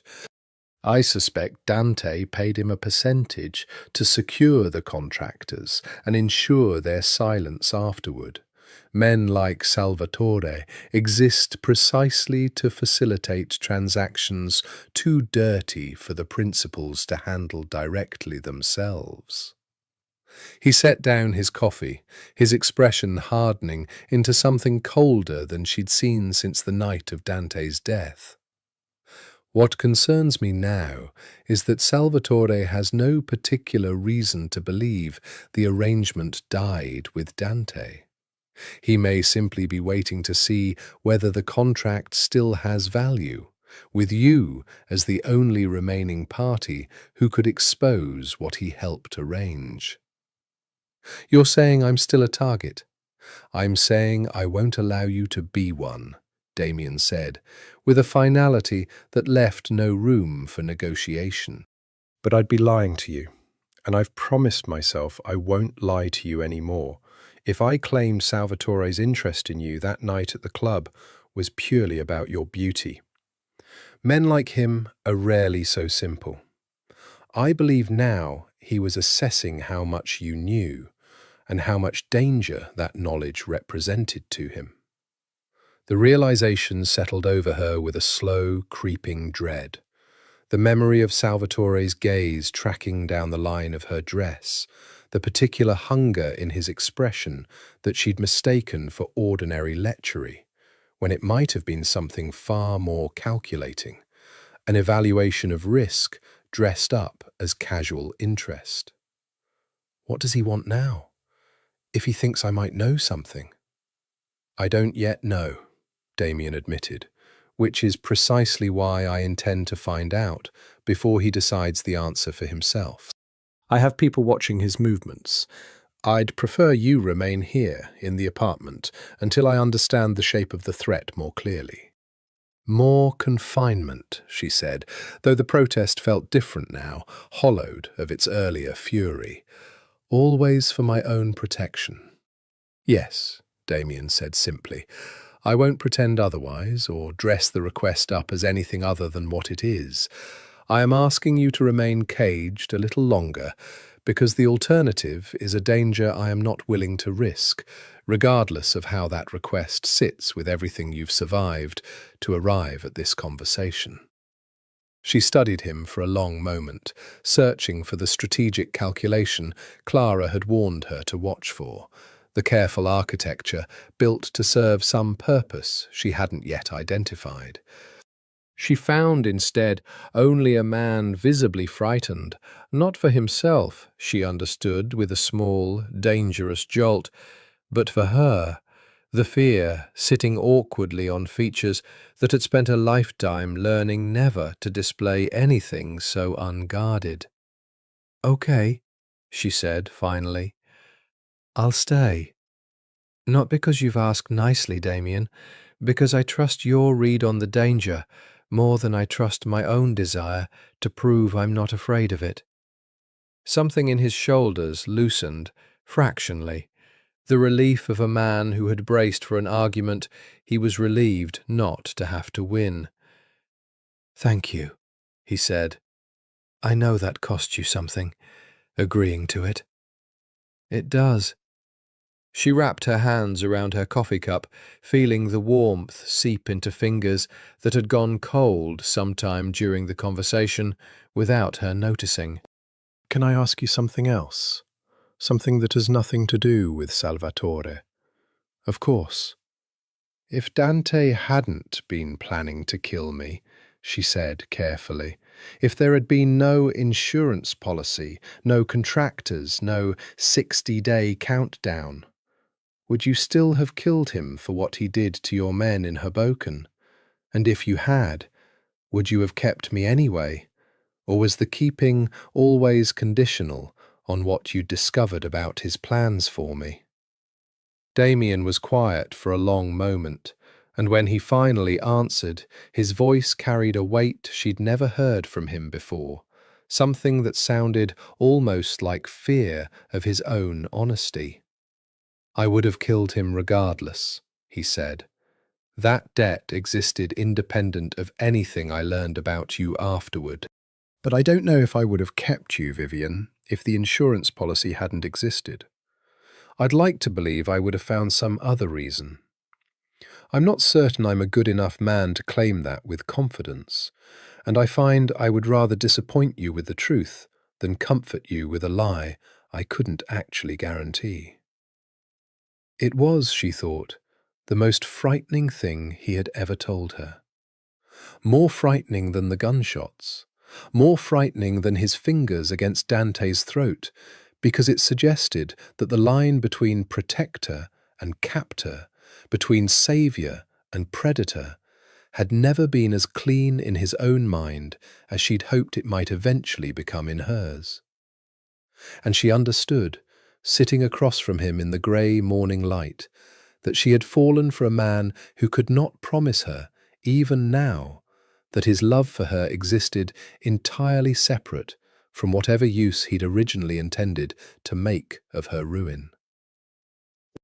The storm broke 3 nights later, in the particular way that emotional weather often does, not at the moment of greatest provocation, but in some quieter, smaller instant that simply happens to be the one the body chooses to finally collapse beneath.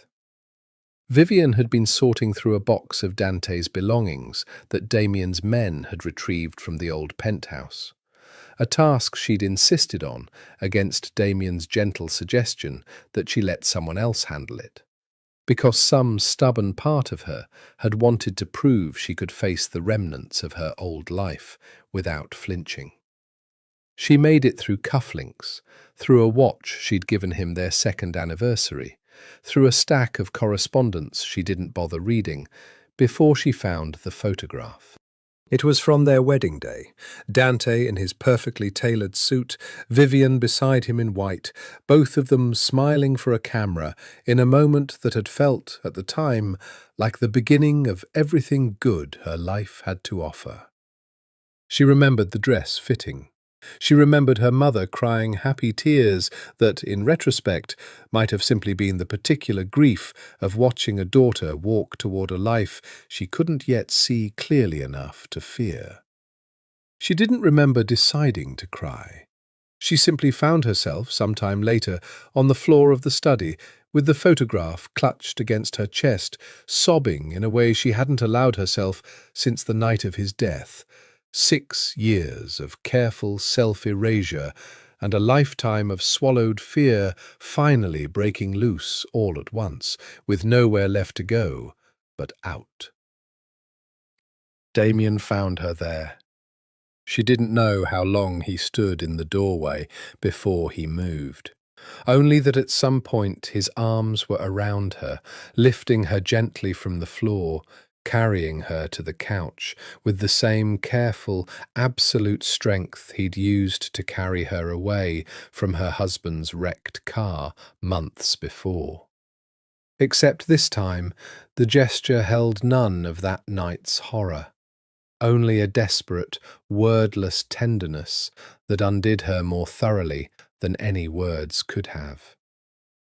"I had a whole life," she said into his shoulder, the words coming in broken pieces between sobs she couldn't control. "I had a wedding and a marriage, and 6 years I thought meant something, even when they were hurting me. And none of it was real. He was already planning to kill me before half of those years had even happened." How much of it was real, Damien? How do I know what was real? "I don't know," he said honestly, his hand moving in slow, steady circles against her back. "I wish I could tell you all of it was a lie, because that would be simpler to grieve. I suspect the truth is worse, that some of it was real and some of it wasn't, and you'll spend a long time sorting through the wreckage, trying to separate the two without ever finding a clean line between them." "That's not comforting." "No," he agreed. "I find I'm not very good at comfort that isn't also true. I could tell you something gentler, but I think you'd see through it immediately. And I'd rather you trust the hard things I tell you than doubt every soft one." She pulled back enough to look at him, her face wet and ruined, and found him watching her with an expression so naked, so entirely without its usual careful architecture, that something in her chest cracked open in a different direction entirely. Not grief this time, but something terrifying in its tenderness. "Why do you stay?" she asked. "Every time I fall apart, why do you stay in the room instead of leaving the way every other powerful man I've ever known would leave? Dante left. My father left before that, whenever I cried too long for his patience. Why are you different?" "Because I don't find your grief inconvenient," Damien said simply. "I find it unbearable, watching you carry it, and I would rather sit inside the unbearable thing with you than retreat somewhere comfortable and pretend I don't feel the weight of it too." He reached up, slowly, and brushed a strand of hair away from her wet cheek, the gesture so gentle it frightened her more than any violence he'd ever shown. "I am not a good man, Vivian. I have done things in my life that should disqualify me from ever holding you the way I am holding you right now. But I find, against every calculation I've ever made about my own nature, that I would burn down everything I've built before I let anyone make you feel small again, including, God help me, myself." "That's the most honest thing you've ever said to me," she whispered. "It's the most honest thing I've ever said to anyone," he corrected, his voice rough with something that sounded impossibly like vulnerability. "I find I don't know what to do with the feeling, Vivian. I have spent my entire adult life learning to want nothing I couldn't control, and I cannot control this. I cannot control what I feel when you cry, or when you laugh, or when some other man simply looks at you for 20 minutes at a party. I have built an empire on the foundation of never once losing control of myself, and you have undone that foundation simply by existing in my house." She studied his face in the low lamplight, the careful, beautiful symmetry of it, stripped down to something rawer and more human than she had ever seen, and understood, with a clarity that felt both like surrender and like coming home, that whatever was happening between them had stopped being a question of strategy versus sincerity weeks ago. It was simply, terrifyingly, both at once. A manipulation that had become real somewhere along the way. A cage that had become, against every reasonable instinct she possessed, the only place she still wanted to be. "I'm frightened of what I feel for you," she admitted. "Good," Damien said softly. "I would be more frightened if you weren't. It would mean you hadn't understood yet what you were standing at the edge of." She didn't move away from him. She let herself rest against his chest, his heartbeat steady and fast beneath her ear. And for the first time since the night of the gunshots, she allowed herself to simply exist in a moment, without calculating its danger, without weighing its cost, without asking herself whether she was a fool for staying exactly where she was. The kiss, when it finally happened, surprised neither of them. It had been building for weeks, in every careful, deliberate kindness, every jealous glance, every confession offered in the lamp-lit quiet of the study. And when Vivian finally lifted her face from his chest, still damp with tears, and found his eyes already waiting for hers, the distance between them closed with the slow, inevitable certainty of something that had never really been a question, only a matter of timing. "Vivian," he said, her name a warning and a plea both. "If you let me kiss you right now, I won't be able to pretend afterward that I haven't crossed a line I have no business crossing with you. I want you to understand that, before it happens, not after." "I know," she said.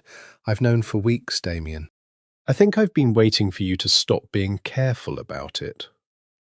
"I have been many things in my life," he said softly, his hand coming up to cradle her jaw with a gentleness that contradicted everything she knew about his hands, about what they were capable of when violence was required instead of tenderness. "Careful has never been one of the things I'm good at, where you're concerned. I have simply been disciplined enough to hide the absence of it." He kissed her then, slow and deliberate, nothing like the desperate collision she might have expected from a man who'd spent weeks confessing jealousy and barely restrained want. It was patient instead, almost reverent, as though he were memorizing something he fully expected to be taken from him eventually. And Vivian felt the careful architecture of her own resistance, built so painstakingly over weeks of grief and confusion and hatred that had refused to stay clean, finally give way entirely, collapsing into something that felt less like surrender and more like relief. When they finally broke apart, both of them breathing harder than the gentleness of the kiss seemed to warrant, Damien rested his forehead against hers, his eyes closed, his composure visibly, almost comically undone. "I have wanted to do that since the night I watched you stand in my foyer in your ruined dress, refusing to fall apart in front of me," he admitted. "I told myself it was simply admiration for your composure. I have since learned to distrust most of the explanations I gave myself in those early weeks." "How long have you actually—" she started, then stopped, unsure how to finish the question without revealing how badly she wanted the answer. "Since before I killed him," Damien said, and the admission seemed to cost him something significant, some final piece of armor he hadn't intended to surrender quite yet.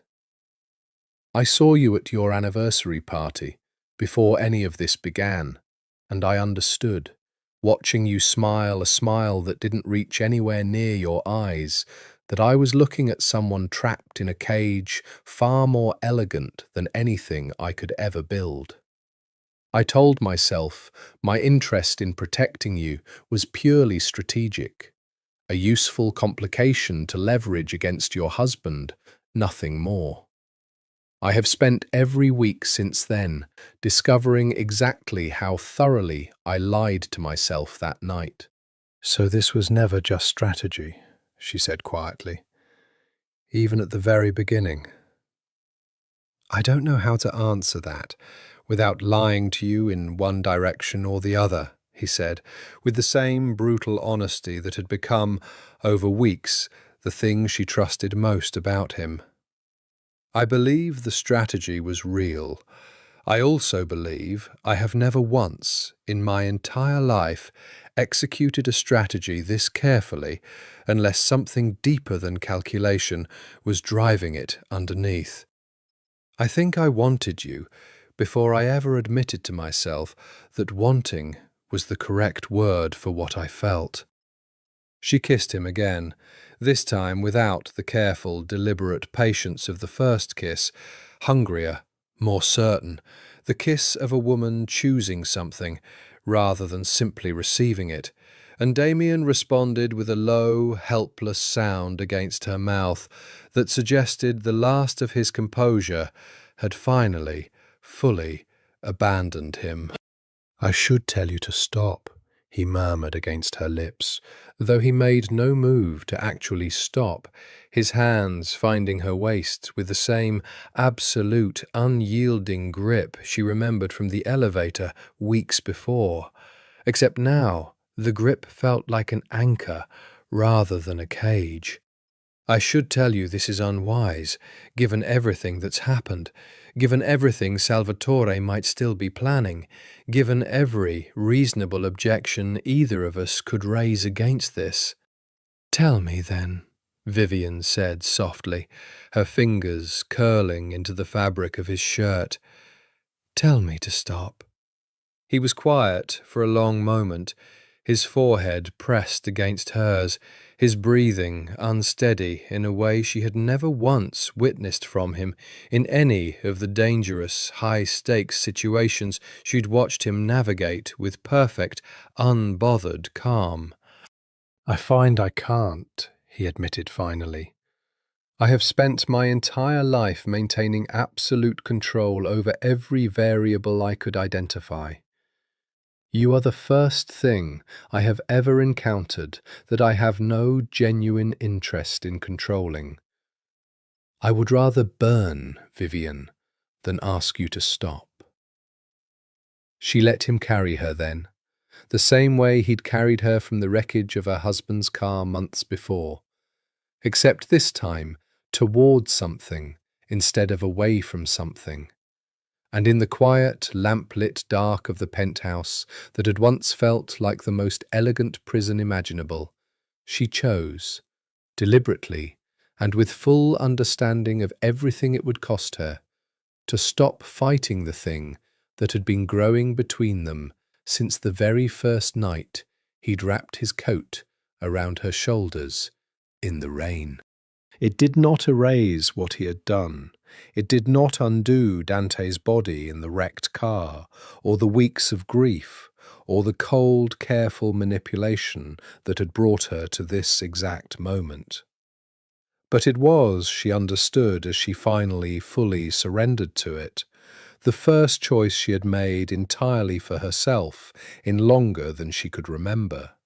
And whatever else it cost her, that single fact made it feel, impossibly, like the truest thing she had done in years.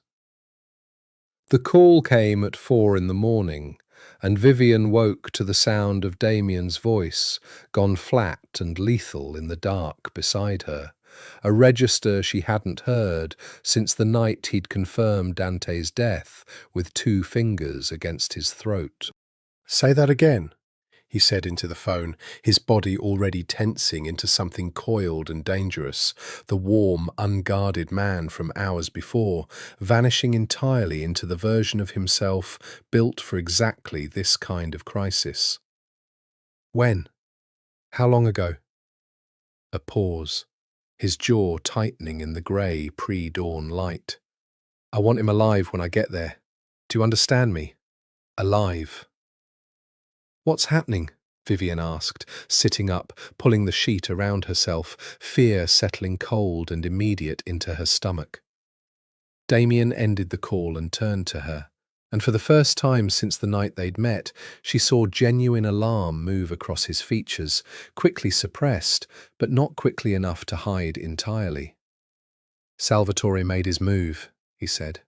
Clara was taken 20 minutes ago, outside her apartment building. My men found the car abandoned 6 blocks away. There's a note. A note saying what?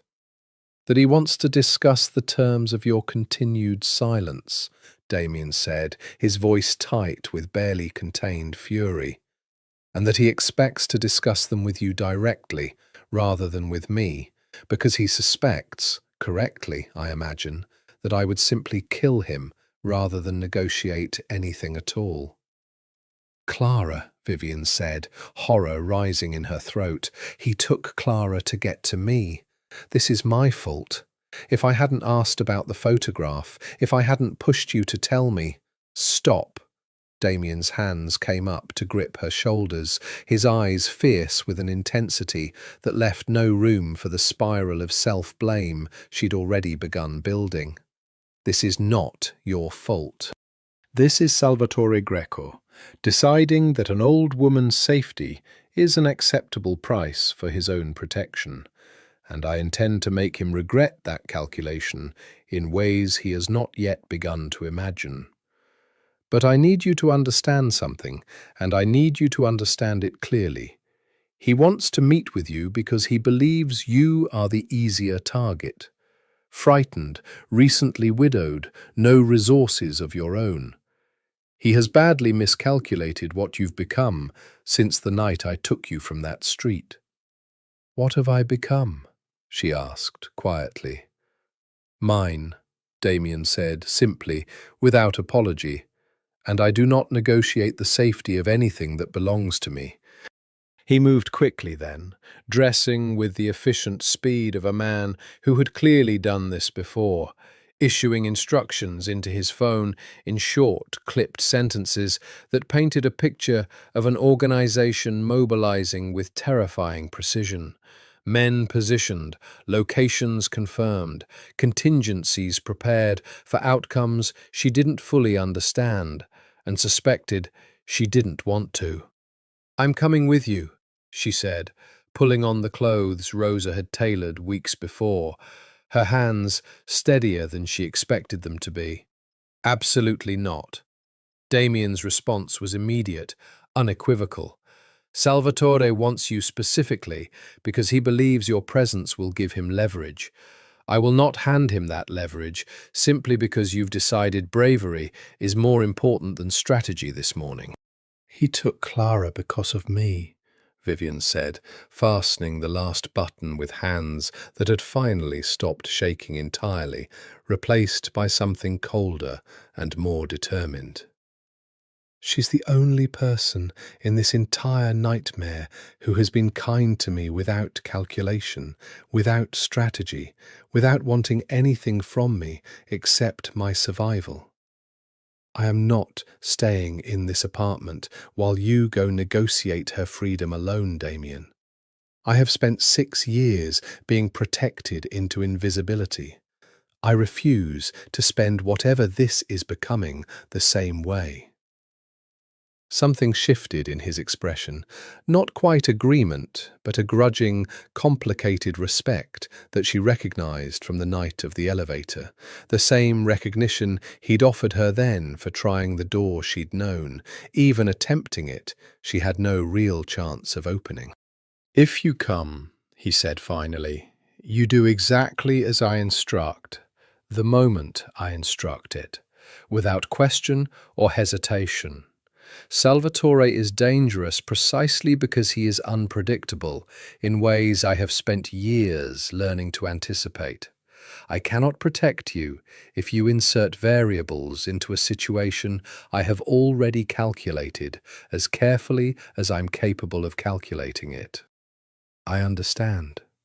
Say it back to me, he said, gripping her shoulders again, his eyes searching hers with an intensity that left no room for misunderstanding.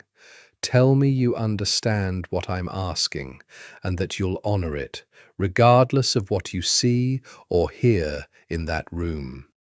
I understand, she repeated. I'll do exactly what you tell me to do. He studied her for one more long moment, as though weighing the cost of believing her against the cost of leaving her behind, and then nodded once, sharp and final. "Then we go now," he said. "Every minute we wait is a minute Salvatore has to decide Clara has outlived her usefulness to him."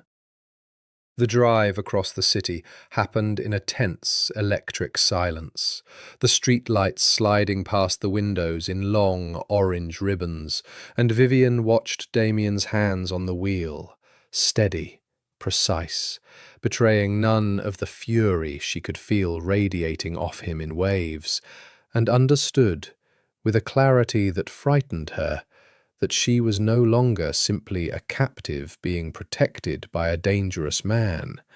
She had become, somewhere in the slow accumulation of weeks, something he was willing to risk his entire, carefully constructed empire to keep safe.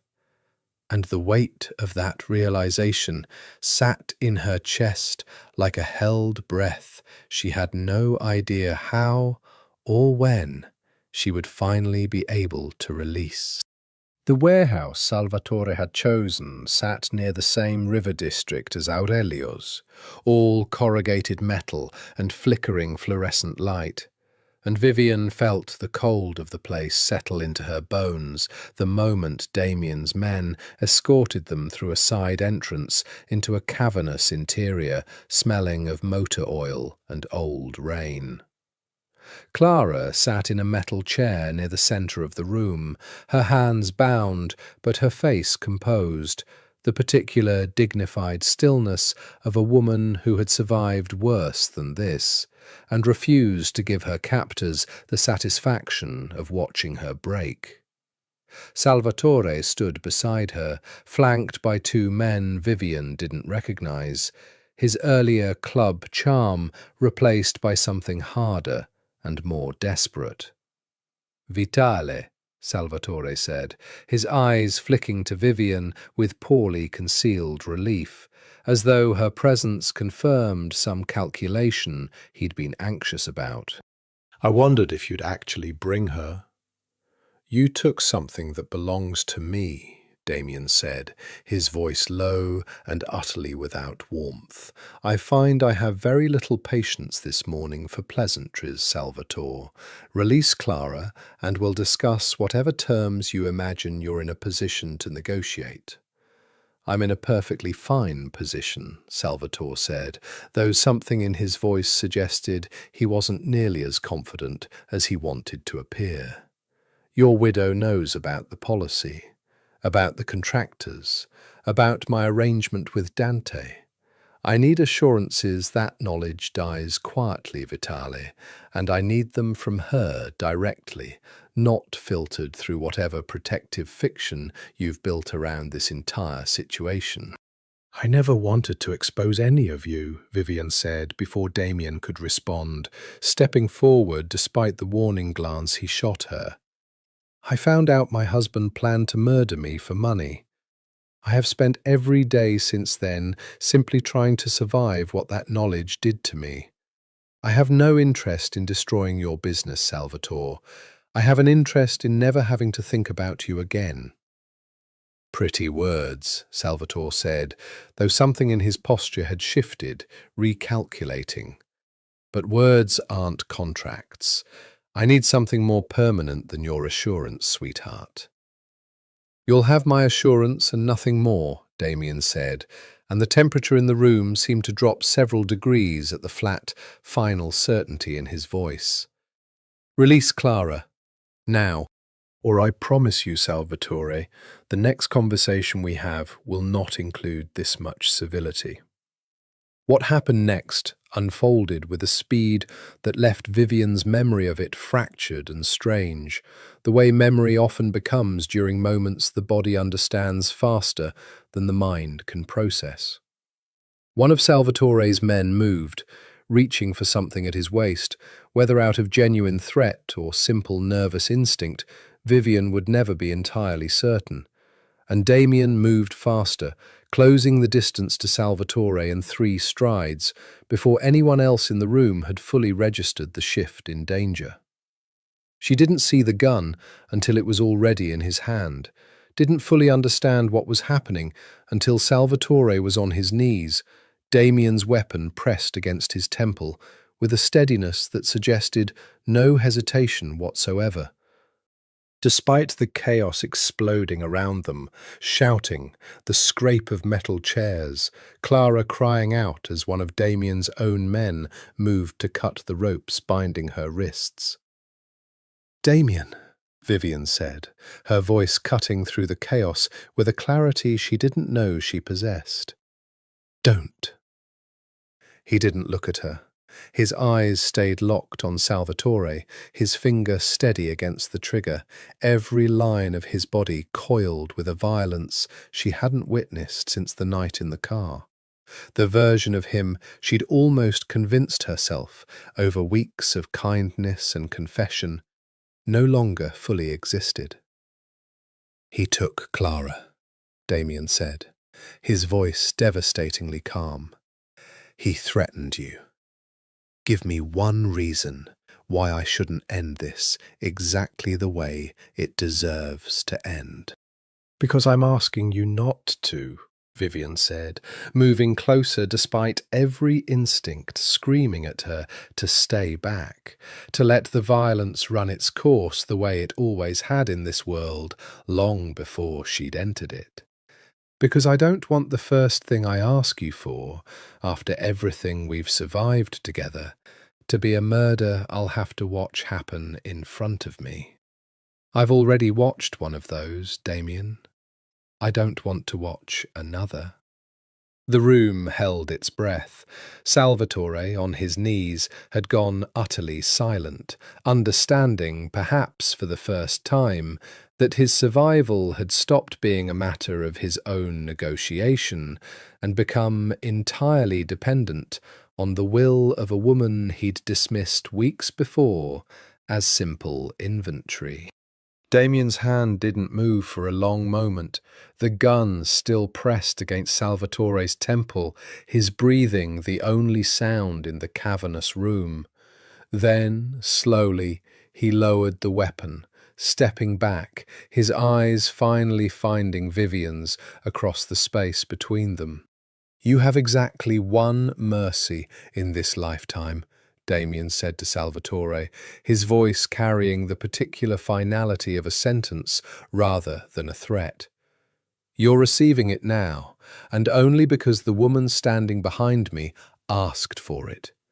If you ever come near her, or Clara, or anyone who matters to me again, there will be no second request for mercy to grant, and no one standing close enough to ask me for one on your behalf." Salvatore nodded, shaking. The bravado of moments before entirely collapsed, and Damien's men moved to escort him and his remaining man out of the warehouse with a roughness that suggested the mercy extended only to his life, not to his dignity. Clara, freed and shaking but otherwise unharmed, crossed to Vivienne and gripped her hands tightly. "You stopped him," she said, wonder threading through her exhausted voice. "I've never once seen anyone stop that man mid-violence, not in 3 years." "I didn't stop him," Vivienne said quietly, watching Damien across the warehouse, his shoulders still tense with adrenaline not yet fully spent. "I asked him to stop. He's the one who actually chose to." It was, she understood, watching him cross the warehouse floor toward her, his expression unguarded in a way she'd never seen him allow in front of his own men, the most important thing she had learned about him since the night he'd killed her husband. That whatever violence lived inside him, however total his control over it, he had just proven, in the most consequential moment imaginable, that her voice was the one thing in the world capable of reaching past it.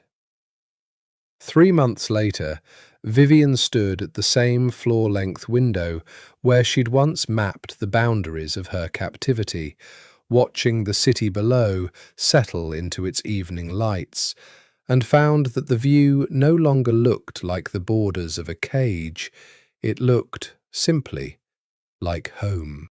The locks were still there, she knew. The keycard system on the stairwell, the service elevator that wouldn't move without authorization, the small, quiet architecture of control that had once defined every hour of her existence in this apartment.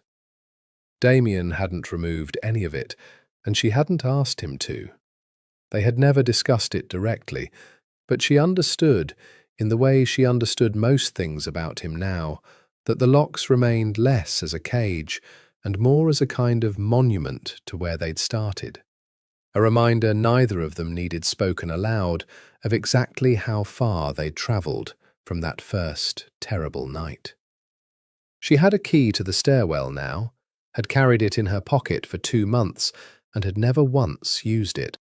"You're thinking too loudly again," Damien said, joining her at the window with 2 glasses of wine, handing one to her with the same careful attention he brought to everything involving her comfort. "I can hear it from across the room." "I was thinking about the locks," she admitted, "about how I have a key now, and I've never used it." "Does that trouble you?" "No," she said, and found, examining the admission for any hidden discomfort, that it was entirely true. "I think it would have troubled the version of me from 3 months ago.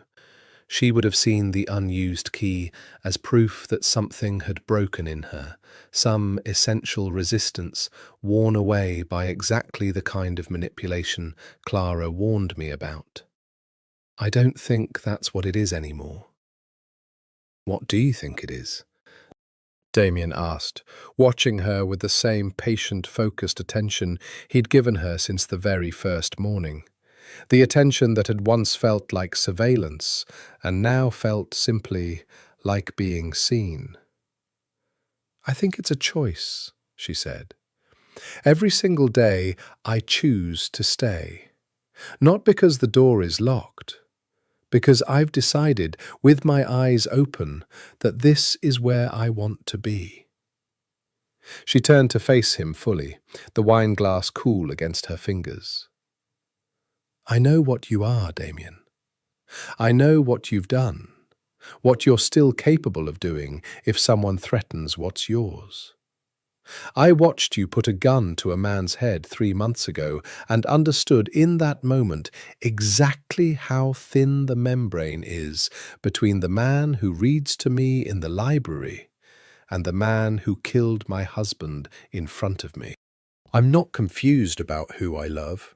I've simply decided to love him anyway, with full knowledge of every monstrous thing that makes up the rest of him."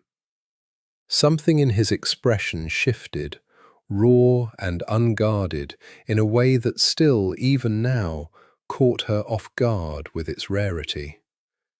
"You've never said that word before," he said quietly. "Not to me." "Love?" "Yes."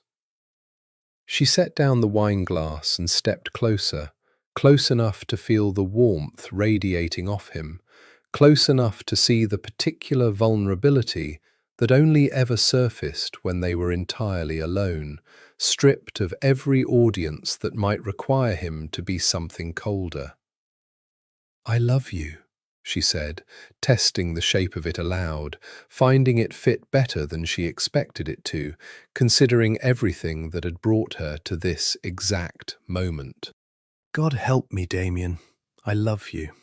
And I have spent months trying to decide if that makes me a fool or broken, or simply someone who finally found a man willing to look at her honestly, even when the honesty was unbearable."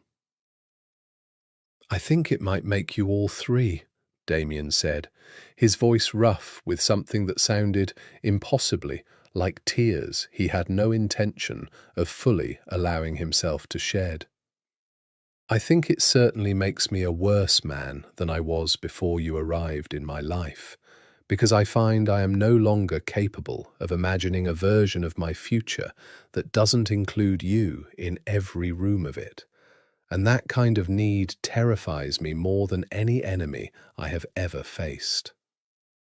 Good, she said, echoing the word he'd offered her months before, on the night she'd first admitted her own fear of what she felt for him. I would be more frightened if it didn't terrify you. It would mean you hadn't understood yet what you were standing at the edge of. He kissed her then, slow and certain. None of the desperate hunger of their first night together, replaced instead by something steadier, something that had survived investigation and grief and violence, and emerged against every reasonable expectation either of them might have held, intact. Later, much later, lying in the dark of the bedroom that had once been her prison and had slowly, deliberately become simply her home, Vivian thought about the woman she'd been at her anniversary party, smiling a smile that didn't reach her eyes, performing a marriage that had never once been safe, married to a man who had been counting down the weeks until her death, the entire time she'd believed herself loved. She thought about Damien's hand at her wrist that first terrible night, pulling her from the wreckage, wrapping his coat around her shoulders before she'd even registered the cold. She did not know, lying there in the dark, with Damien's heartbeat steady beneath her ear, whether the world would ever forgive what either of them had become to find their way to this particular peace. She did not know whether love built on murder and manipulation and a captivity that had slowly transformed into choice could ever be called, by any honest measure, something good. She knew only that she had survived a life that nearly killed her, had been taken by a monster who had also, impossibly, saved her, and had chosen, with her eyes fully open to every danger that choice represented, to stay exactly where she was. Outside the window, Manhattan glittered on, indifferent and endless. And somewhere in the city, in rooms she would never see and conversations she would never hear, the empire Damien had built continued its quiet, ruthless work. The same work that had once destroyed her entire world, and had since become, against every reasonable expectation, the only world she wanted left. She closed her eyes and let herself sleep without fear for the first time in longer than she could remember, safe in the glass cage that had finally, fully, become a home she had chosen for herself, monster and all.